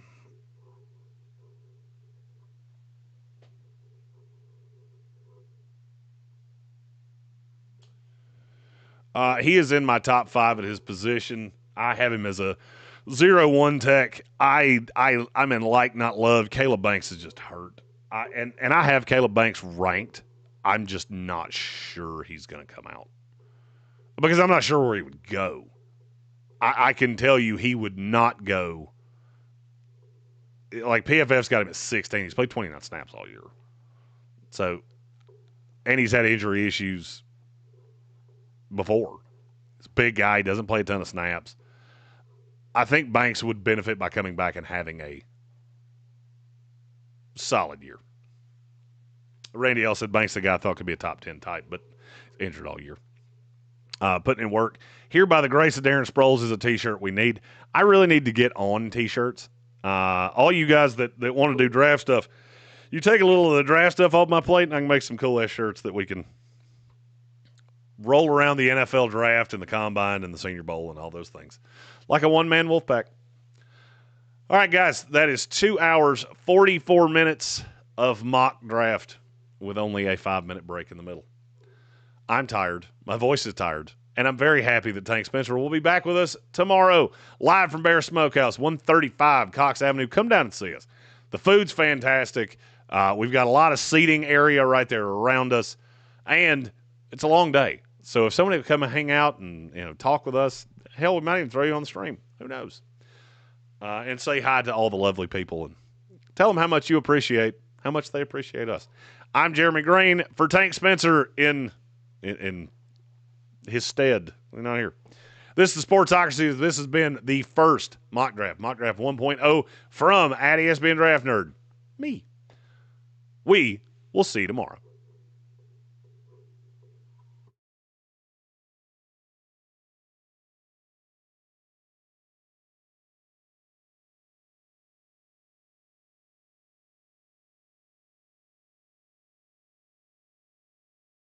I was built to last with the webs I'm weaving. I could change the past with all I'm achieving. Got my foot on gas, never stop competing. If you break like glass, then this life's gonna end. I wanna be the best in the game, invest in my name. Check no restraints, I'm obsessed with the pain. I ingest, I retain, assess and I change. Possessed by the thought I'll be free one day from society's restraints. Money, clout and fame, mud, disease, a plague. We all love to hate, have to play the game, have to make a name. All our insecurities are on display. This is war with the enemy, think that it was meant to be. Living in a time where disease is on every screen. I won't let them fester me, I know most are festering. Negativity is a plague for the mentally weak. No mercy, all I got is working. Never stop searching, never quench the thirsty. I'm toxic and psychotic, with this logic you can't stop it. It's been chronic since I was a boy, so neurotic and chaotic. Built to last with the webs I'm weaving. I could change the past with all I'm achieving. Got my foot on gas, never stop competing. If you break like glass, then this life's gonna eat 'em. Make mistakes real fast, then you learn how to beat 'em. If you take off the cast, you can see all the healing. If the pain's in the past, move on from the grave and put your foot on the gas. No, never stop competing, yeah. I've been doing this, I'm on it. I just wanna be iconic. Sipping on a gin and tonic, got me going off when I'm on this topic, yeah. If I ever play, I want it. You know that I'm always honest. Stay away from those who are toxic. Keep them out your face, no way, you don't want them, yeah. Don't try to drain my energy. The enemy is everything. It's mentally, unhealthily, spreading like a rare disease.